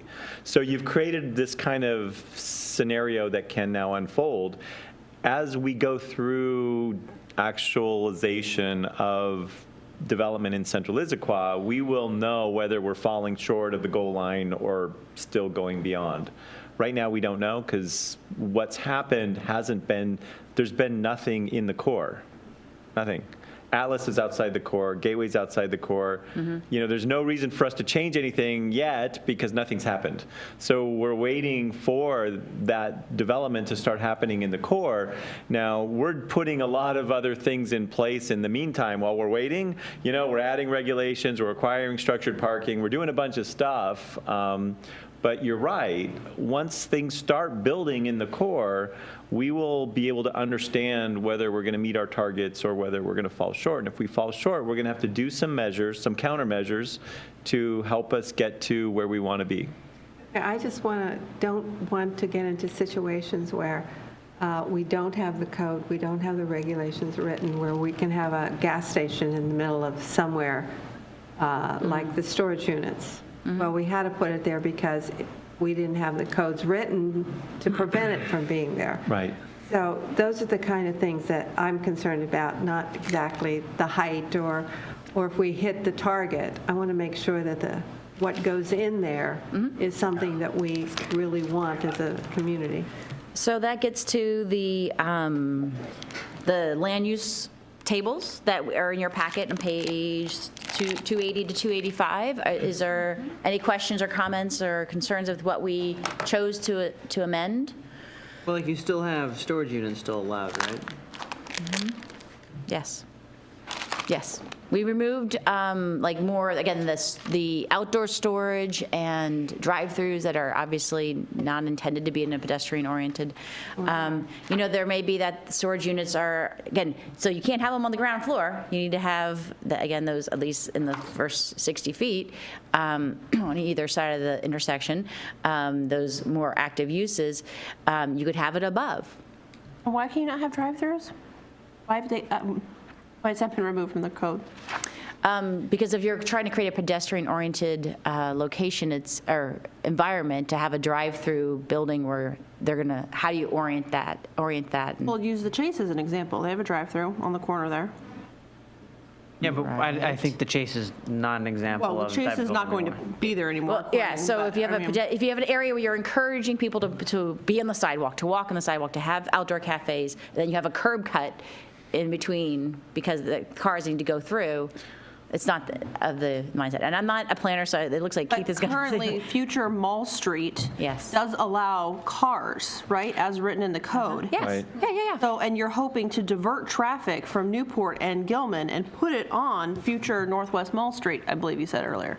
I don't think I said that. No. I don't think I said that. No. No, you want your through traffic on Gilman. You want to keep it on the roads that are pushing all the. Still want to allow cars on future Northwest Mall Street. Maybe. So that's a conversation we'll still have. But I think the point is, if you're trying to create something more like Ballard, where you've got a pub next to a restaurant, next to maybe the dry cleaners, in theory, you're trying to attract a less car-dependent portion of our city to actually live and create their neighborhood, right? And so how does a Starbucks with a drive-through fit into that image because now you've got curb cuts for the drive-through, you're spacing out that land use for people to stay in their car and not to get out and actually go into the coffee shop. I think you'd much rather have a coffee shop that's oriented to the sidewalk. This gets back to the conversation we had the other day about the doors on the backside, and are those really additive or are they subtractive to the street front? So I'm just thinking of even just in that block, there's 3 banks, I believe all with drive-throughs right there. Where are you proposing that if I need to use if a bank wants to go into this red zone, then you have to park and get out of your car to be able to utilize that bank? Yes. And we're talking about a very small area, right? So the banks can locate in any other area in the city where drive-throughs are allowed. They're currently there. I mean, what I'm saying is that they're currently serving a need. Yeah. But there's a lot of banks. I mean, the bank I go to on Lakemont has no drive-through. It's a walk-up bank. I mean, they exist. I think, Joy, so I think these regulations were written for when the time comes when that bank gets torn down and replaced with like an 8-story building. Not for when it's not so the bank can be remodeled and. No, the conscious change of the code is because you're trying to change the way that people are using the space and clustering it into this area. And the building By the time types this happens, too, we right? won't have money. So there's still, Joy, there's still, other than in the areas that are hatched, there's still a lot of other places within central Issaquah that you can put a drive-through Starbucks, a drive-through bank, drive-through facilities. That's why we didn't do the whole area. We just did a sub area. It's kind of maybe hard to see the hatching, on this map. Super hard. Yeah. But it's like it's right in here. So there's, again, 3 parcels, right? So everywhere else in central Issaquah. I think also the drive-through concept doesn't mesh very well with the vertical mixed use, because if you have a drive-through, you're specifically avoiding going into that building, and then leaving. So you're not even considering what the other uses of that building are. So it seems counterintuitive to have a drive-through to me in a It vertical also mixed-use reduces the zone. FARs. It devotes certain amount of floor area to car-specific. Surface parking. Yeah. But you will have cash machines. You can walk right I'm up sure to there those. will be cash machines. Cash, what is this cash thing? That's true. Take a picture of your check and. Yeah, we just have our phones or something So have new. we thought about the uses that would not be permitted in this area? So again, we followed what the urban core currently does not allow in this area. Again, the things that we did take out are the drive-throughs and the outdoor storage, which don't seem to make sense for vertical mixed use. We decided not, so going through and recreating all the analysis and the efforts of creating the Central Issaquah plan and the land use table, we didn't feel that was necessary to redo that whole process, but to take looking at what the great work and thinking that's went into it for how many years? Look at Joan, is it 5, 7, 10 years? And refine that rather than go and pick apart and relook at everything.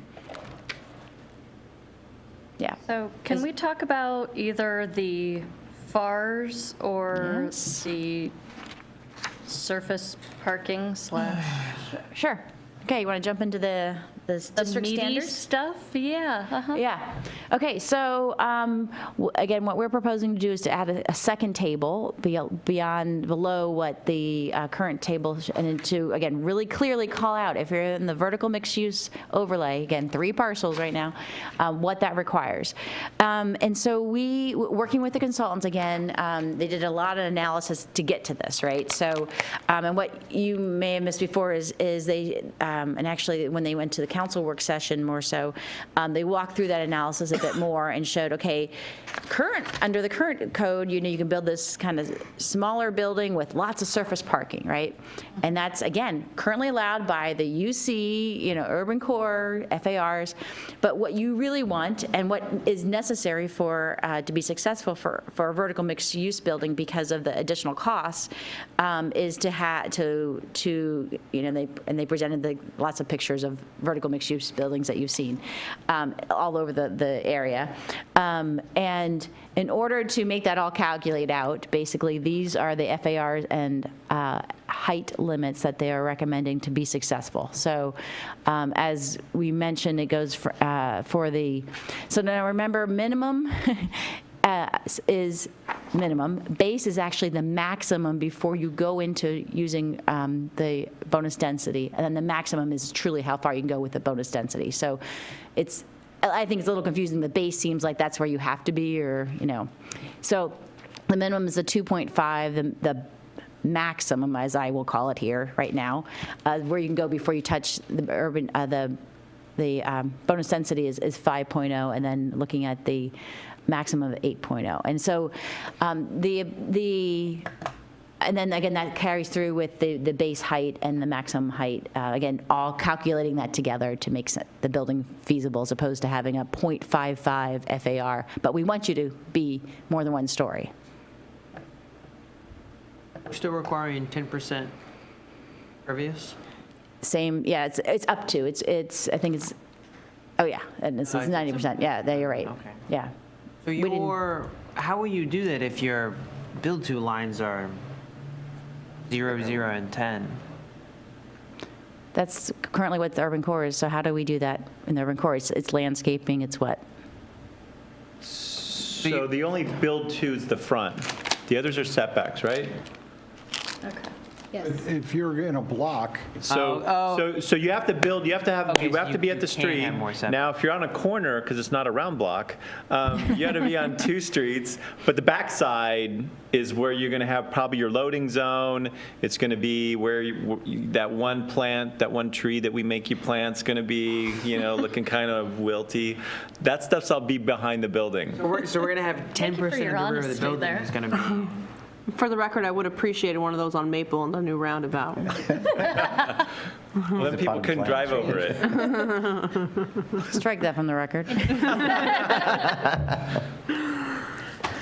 So again, that's so that's what's... Okay, I don't see why, if this is our true little mini ballad that we're building out, I don't see why we can't have just those specific lots, not all of Central Issaquah, don't yell at me yet, Joy.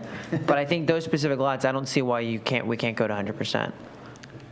Because I think you want to build the building, and then it should be flush with the 2 buildings next to it. I don't know that the administration would push back on that. I'm not sure we're going to fall on a sword over that, but I'm not sure we would argue with that suggestion if the commission wanted to do that. How's that? I want to. What does everyone else think? Remind me, Central Issaquah, give me the numbers compared to, so this is strictly for our overlays. Right, so This isn't just all the red on the map, this is just for our overlays, correct? Right. Yes. And what is it, what is it in the red? In the Give me, core. in the core. It's the What is- same. Give me the versus numbers. Same, we didn't change those. 95% 95. impervious surface. So this is lower? No, we didn't change this. Well, this should be, okay. Well, So Only 940. if we're Maybe there's a looking typo. at only 10%, Oh. what's really, Oh, there's a typo. I asked. Because we didn't change the impervious. So now we're talking about 5%, not 10. So now you found another staff recommended correction. Yeah, so here's the urban core. So we didn't change these at all. We changed. You need to be The height, You need to be at the height I'm sorry, the height maximum is. We didn't change. The height maximum is these. changed. Yes. Height base is changed. This, it was changed. So sorry, that was a typo, so we can correct that. Build 2 lines the it's supposed to be same. 95 or 90? It should be 95. We did not So change. if you're looking at 5%, realistically, that's 5 feet of dirt in front of a building that's... behind it, not Behind it. well, But I think- so, but I so, think- so the build that's 2 the line, point. if they back it up 10 feet, that could incorporate some green space. You've got your setbacks, which Keith alluded to, that could also add green space. If they have any surface parking, they're going to have required landscaping as part of this. So just dependent on what the makeout of the development's going to be, there are going to be certain green requirements that may or may not get them to a total of 95%. That could be a tree in the middle of the sidewalk. No, the not in the sidewalk doesn't sidewalk, count. not if it's public. That's It has to be public. on their That's property. public right away, yeah. Right. What is the plot, what is the parking plot? lot. Thing right in Yes. front with a couple parking lot. bushes. It could be a parking lot tree, yes. And are there plaza or park requirements are not applicable right now, correct? Those are requirements in Central Issaquah for community spaces, both private and public. Those are Not in the pervious mix, surfaces. but what about for? They're not proposing to change any We're of not those changing. requirements associated with for community spaces on those properties. Okay. That's the same. It's just these development standards plus an extra 5% for impervious. So a question is, if a developer put a green space on the roof and then had pervious surface underneath the building to absorb water, such as like what's over here on Newport, that would green roof. suffice for the 5%. You could actually do it that way and not have actually any visible green space No, because on the first underneath of floor. it is. So anything that prevents water from infiltrating the soil. But that's You would his have- point. You can have a green roof that then filters naturally to a reservoir underneath. Right. And that would That suffice qualify? this exact same thing. So, okay, in that case, We're talking 5%, people. No, I think I disagree. I think for this area, I think this is important because I think requiring some impervious surface specifically prevents building a full build out. Which is what I'm envisioning for the just. I'll see your just- five. just I'll see these- your 5%, and I'll raise you the 10 feet. We'll go to the 100% for an impervious surface, and we do not maximize to 135 feet. Can we ask why that? Can you go through the explanation again for why you moved it to the 135? Oh, Let's build a coalition. Okay, here. are we? Okay, so we're done talking impervious surface. So we will correct. So pretend It's 95. Pretend it's For the record, 95. it's 95. Yes. But we will go back and correct that, and then of course, if you recommend something different, we will do that. So again, looking at whatever we want to see for the building, for the floor heights. Again, trying to get it increased on the ground floor. and looking at, we were looking at 6 and 10 floors. Is that what the kind of the calculations, Keith? I'm looking at you for the 10. Is that what, I think that's the calculations that Crandall Rambula came out at as far as with 6 for before the density bonus and then 10. I haven't heard that. I always assume 12s. Okay. No, 10 floors, not 10 feet. 10 stories? Yes.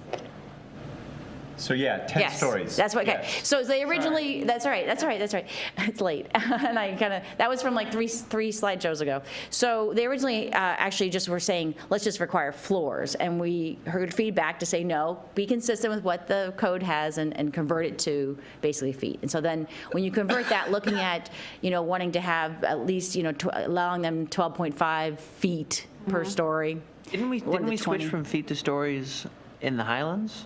Or was it the other way around? Yeah. We did both. Yeah, Yeah. We gave stories and then we gave a max height. Okay. Yes. Yeah, so, but this is consistent with the central, because this is going to be right next to the other central Issaquah code, and so that table we just saw, is similar to the table above, and so, again, we received feedback from, I think it was council, who said, let's not be mismatched within the same table in the code in the area. So when you get to that gets out to the 135. So to clarify, it's basically converting the 12.5 feet per floor for 10 floors. 9. But for 9 floors. And then the 20 feet. And then the the first ground floor is larger. That's what bumps it from 125 to 135. Yeah, I think there's a little around, yeah. Okay. So when you put things on the top of the building, you have the top floor and then you add something to make it decorative, do you count that? It's currently not counted as, that's part of the Central Issaquah plan currently. We did not, look to change that. So certain features are not counted in the building height. Okay. And it depends on if the roof has a pitch or if it's a flatter coped roof. So there would be a little difference on how we measure there, but midpoint of the highest pitch, if it's got a pitch.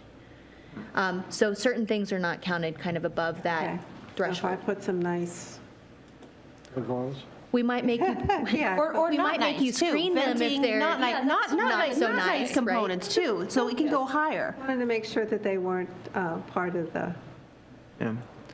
But what about things like AC units? Yeah. That's what I'm talking, when I say features, there's a whole wide array of things that you Or can put usually in. there's Things that can It stick could be out a on top chimney. of the It building could in be addition a- to that 135. HVAC. I think all the buildings should have Yeah, trees on top. of them. Or flagpole for a big 12. Gotta put them I somewhere. think we should just put a statue of Joan on the top of all the buildings. What? Statues of Getting Joan. late. You have a problem with the 135? We're getting creative. We're getting very creative. I know, yeah, I get the that's fine. explanation. Yeah. Again, there was some calculation looking at, 6 floors, 8, 10 floors. The bonus density of what you're required to, put in as far as, because this is the urban core, so currently it's 10% affordable housing, and some other things, right? 10%? That sucks. Never mind. Oh, that's not, I'm sorry, let me take that back. So the 10% is inclusionary zoning. The bonus density then requires, the affordable housing and multiple choices you have from affordable housing, open space, and fee in lieu of, yeah.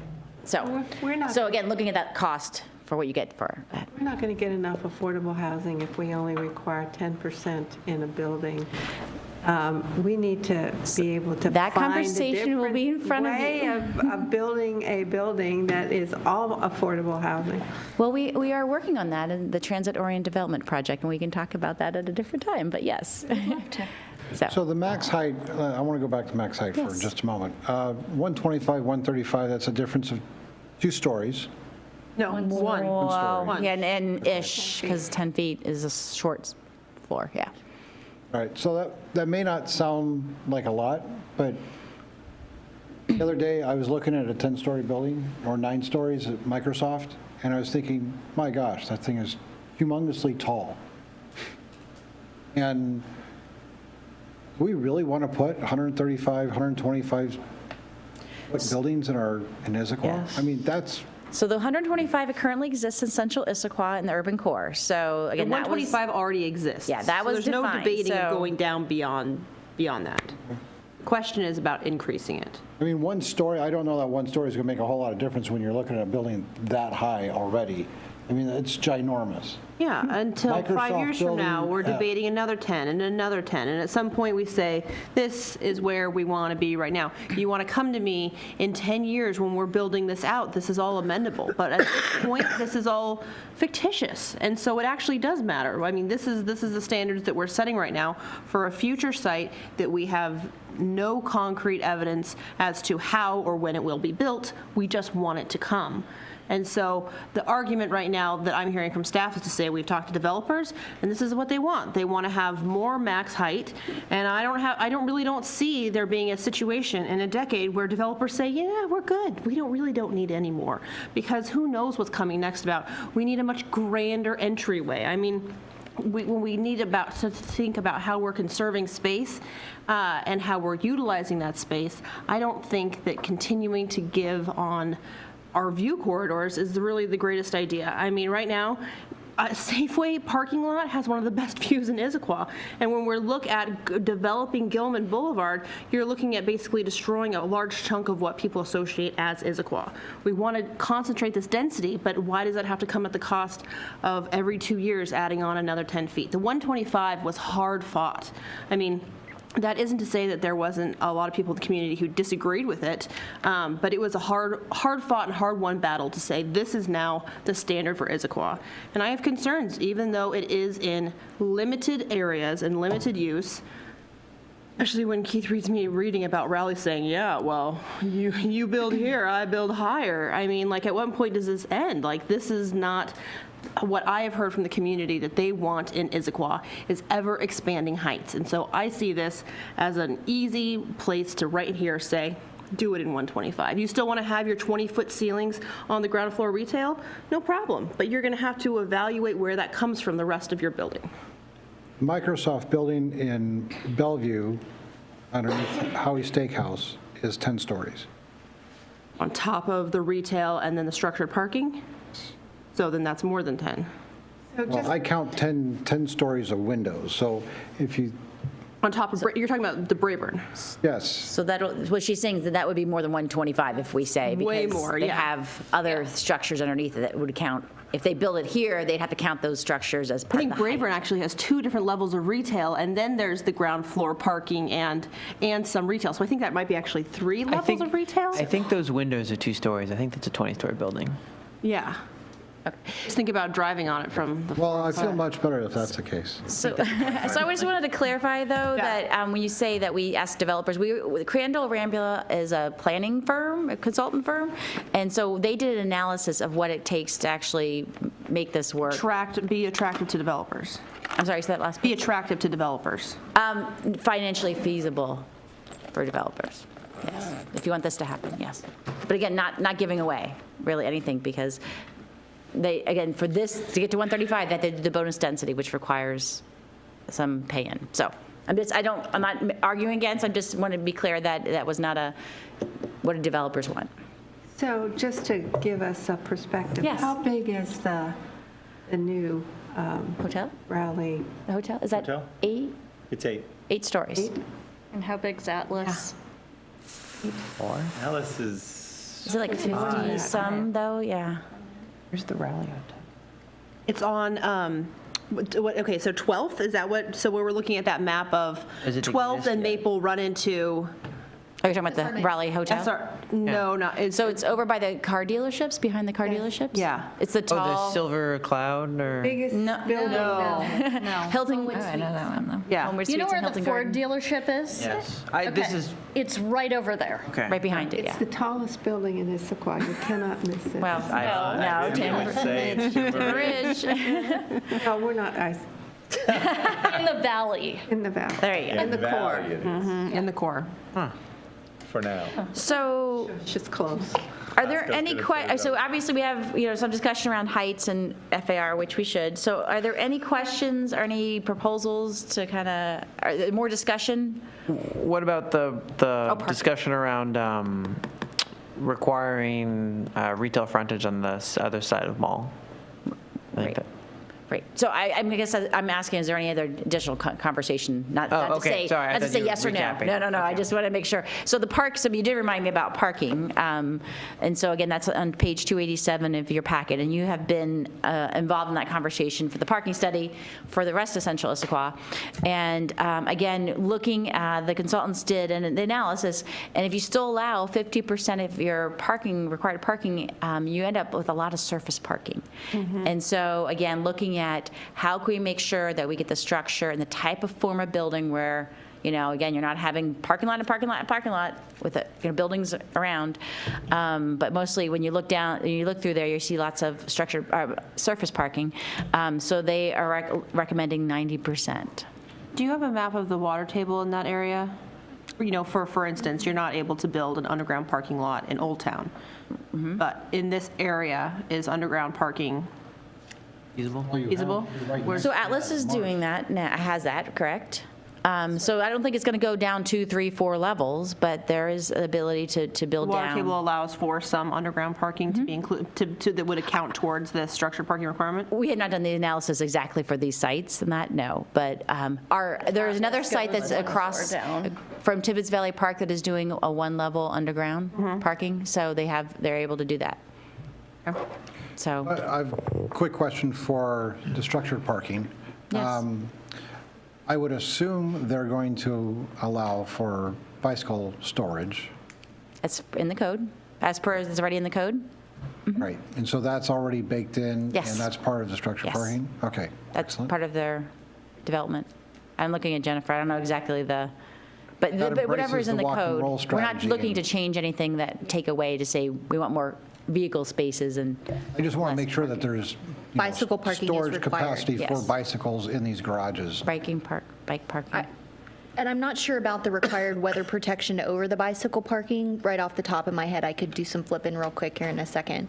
But there is a provision for bicycle parking, and the thing that comes to mind is that it's required to be close to the entry to wherever the shops are. I mean, if we're talking about ground floor retail, that bike parking would need to be in proximity of those entries.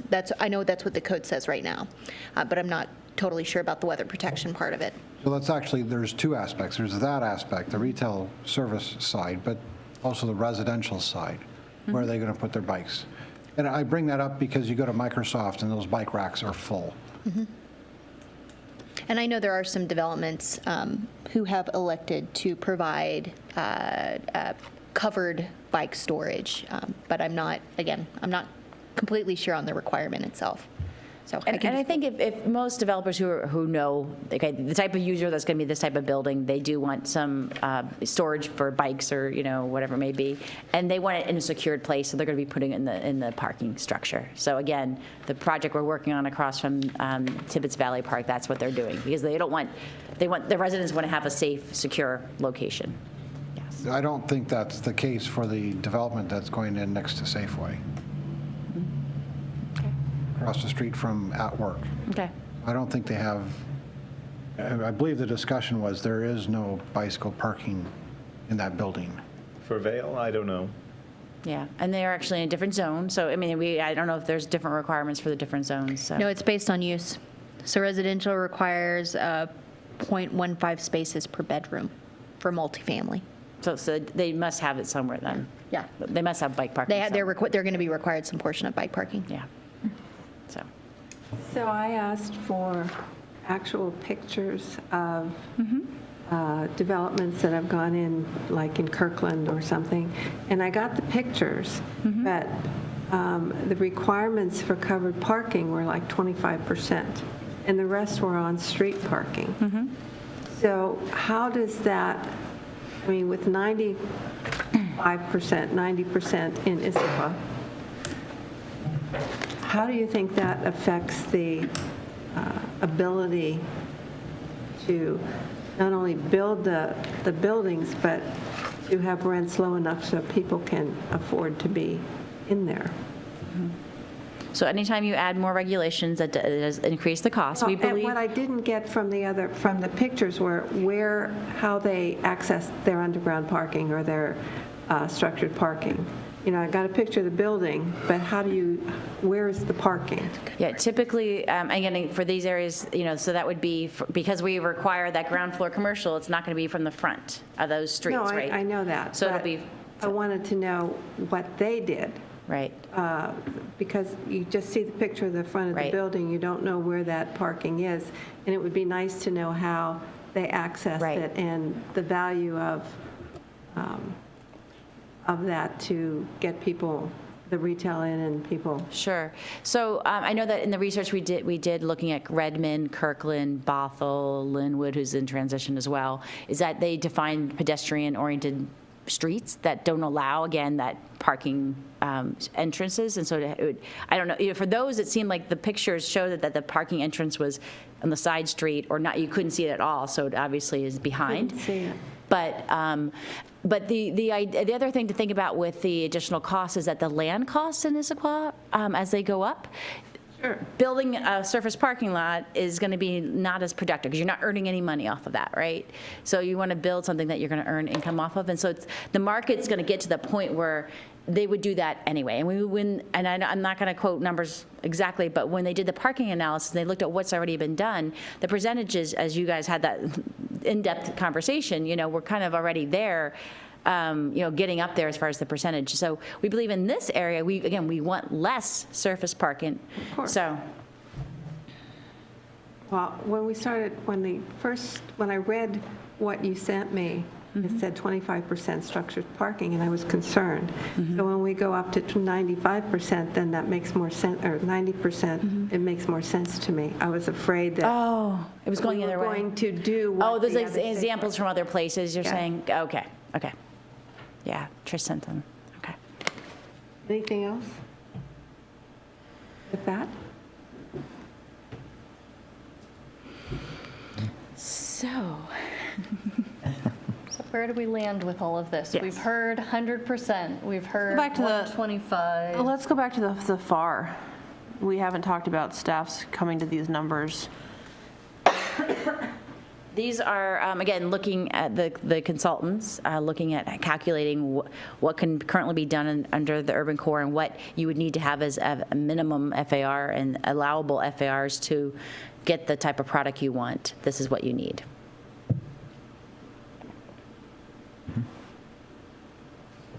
Because, again, with the .55 as a base, which is a minimum, that doesn't even barely get you 2 floors, right? And if we're trying to require versus encourage, right, it makes sense. And this makes sense, given how ambitious just this particular sector is. I think 2.5 is reasonable. We discussed everything. Any other changes? Anything that pops out beside? You've gotten answers to all your questions so that what is being presented is acceptable to you. I want the 100%, but I also want to go home. This is how good policy is made, right? No. You got to understand this is the future, and it's, this is what we think or what they think. It will be changed eventually, but at least it's a plan that you can start with and go for. There's nothing, blaring in there that might really, besides the fact that I understand that nobody who lives in Issaquah wants 10-story buildings, but they're going to come, so we might as well do them the right way. I have a practical question. Sure. Maybe to Joan. This is in 3 parts in the finding of fact. Do we need 3 separate motions or 1? I would think it's 1. It's 3 separate amendments to different parts of the code. I don't know if it matters, but. So it's all to one code. Okay. So if you wanted to We can all do package one to it one. as staff proposed amendments plus additional staff proposed amendments plus the impervious correction, you could bundle it that way. Yeah, you can make one motion. The point is put to make everything it in clear what you're voting on, so. Right. Would you like to make a motion? I don't know. Now I'm afraid. I would like to make a motion of amending the height to 125 and not the 135 as staff has suggested. Do I have a second? I second that. Any further discussion? I am in favor of keeping it at 125 because it seems somewhat like it's just creeping up because of this other requirement that was added on the lower stories. And if that was a very intentional decision to put it at 125, I would be in favor of keeping it that way. So just as a devil's advocate, at 125, we weren't getting what we were looking for, and we asked the consultants to say, hey, what are the things that are blocking this? And one of the things they said was the FARs, and one of them was not allowing enough space for that base ground floor and also all of the floors that they wanted to establish. That being said, I do support the 125. I just want to throw it out there. I think we're ready to vote. I'm not allowed to vote against, right? So these fine commissioners have to vote on this proposal. So all those in favor say aye. Aye. Aye. Opposed? Nay. Nay. So it is nay. You are voting no? Yes. Okay. So that's 3, 4, and 2 against. And just for clarification, I heard, Joy, you had made a motion to change just the height. The max height with the density to be at 125 so that it is concurrent with central Issaquah. Okay, so there would be no, there initially would be no amendment to the height? No change, yeah. Okay. Okay. Thank you for the clarification. Now we need a motion on the rest of it. I can't make the motion, so somebody make No, the motion. and I'm confused. So that was, sorry, so that was then for which of these three amendments? The 125 versus 135. No, I know. But which of the three? There are three different amendments in the finding of fact. So the 125 was specific to? Is a portion of the very first is the portion first of one. Amendment 1, okay. This is getting a little bit messy. So I move then to recommend that amendments 1, 2, and 3, as stated in the finding of fact, aside from what we just As voted. amended. Yeah, as amended, yeah. That's all, I guess. I'll second that. Any discussion? All those in favor say aye. Aye. Opposed? Motion carried. This has been the longest meeting. Thank you. One more clarification. Staff had proposed clarifying edits for cross-references to make it more clear where you go and what you do whenever you hit these requirements. Did the commission want to vote on those tonight as well, or? I didn't know we had to do that because they weren't really changes, they were just. I can appreciate that response, so thank you. I think we're good. Okay. Okay. You want I mean, you're not changing anything, you're not changing any words, so. They're it's clarification. It's just a matter of. Adding more direction. And we're going to correct that 90 to 95. Correct. Thank you for your work on this, And maybe staff. put it 100, I don't know. Just kidding. Yeah, we Thank you. did. You want to conclude the meeting? Thank you very Because much. we're still on air. What? Do you want to conclude the meeting since Yes, we're I'm still going on to. air? I was just Okay, looking good. at the clock and just wondering how in the world I'm going to close the meeting at 10:07. 10:07. Thanks. Thank you. Thank you.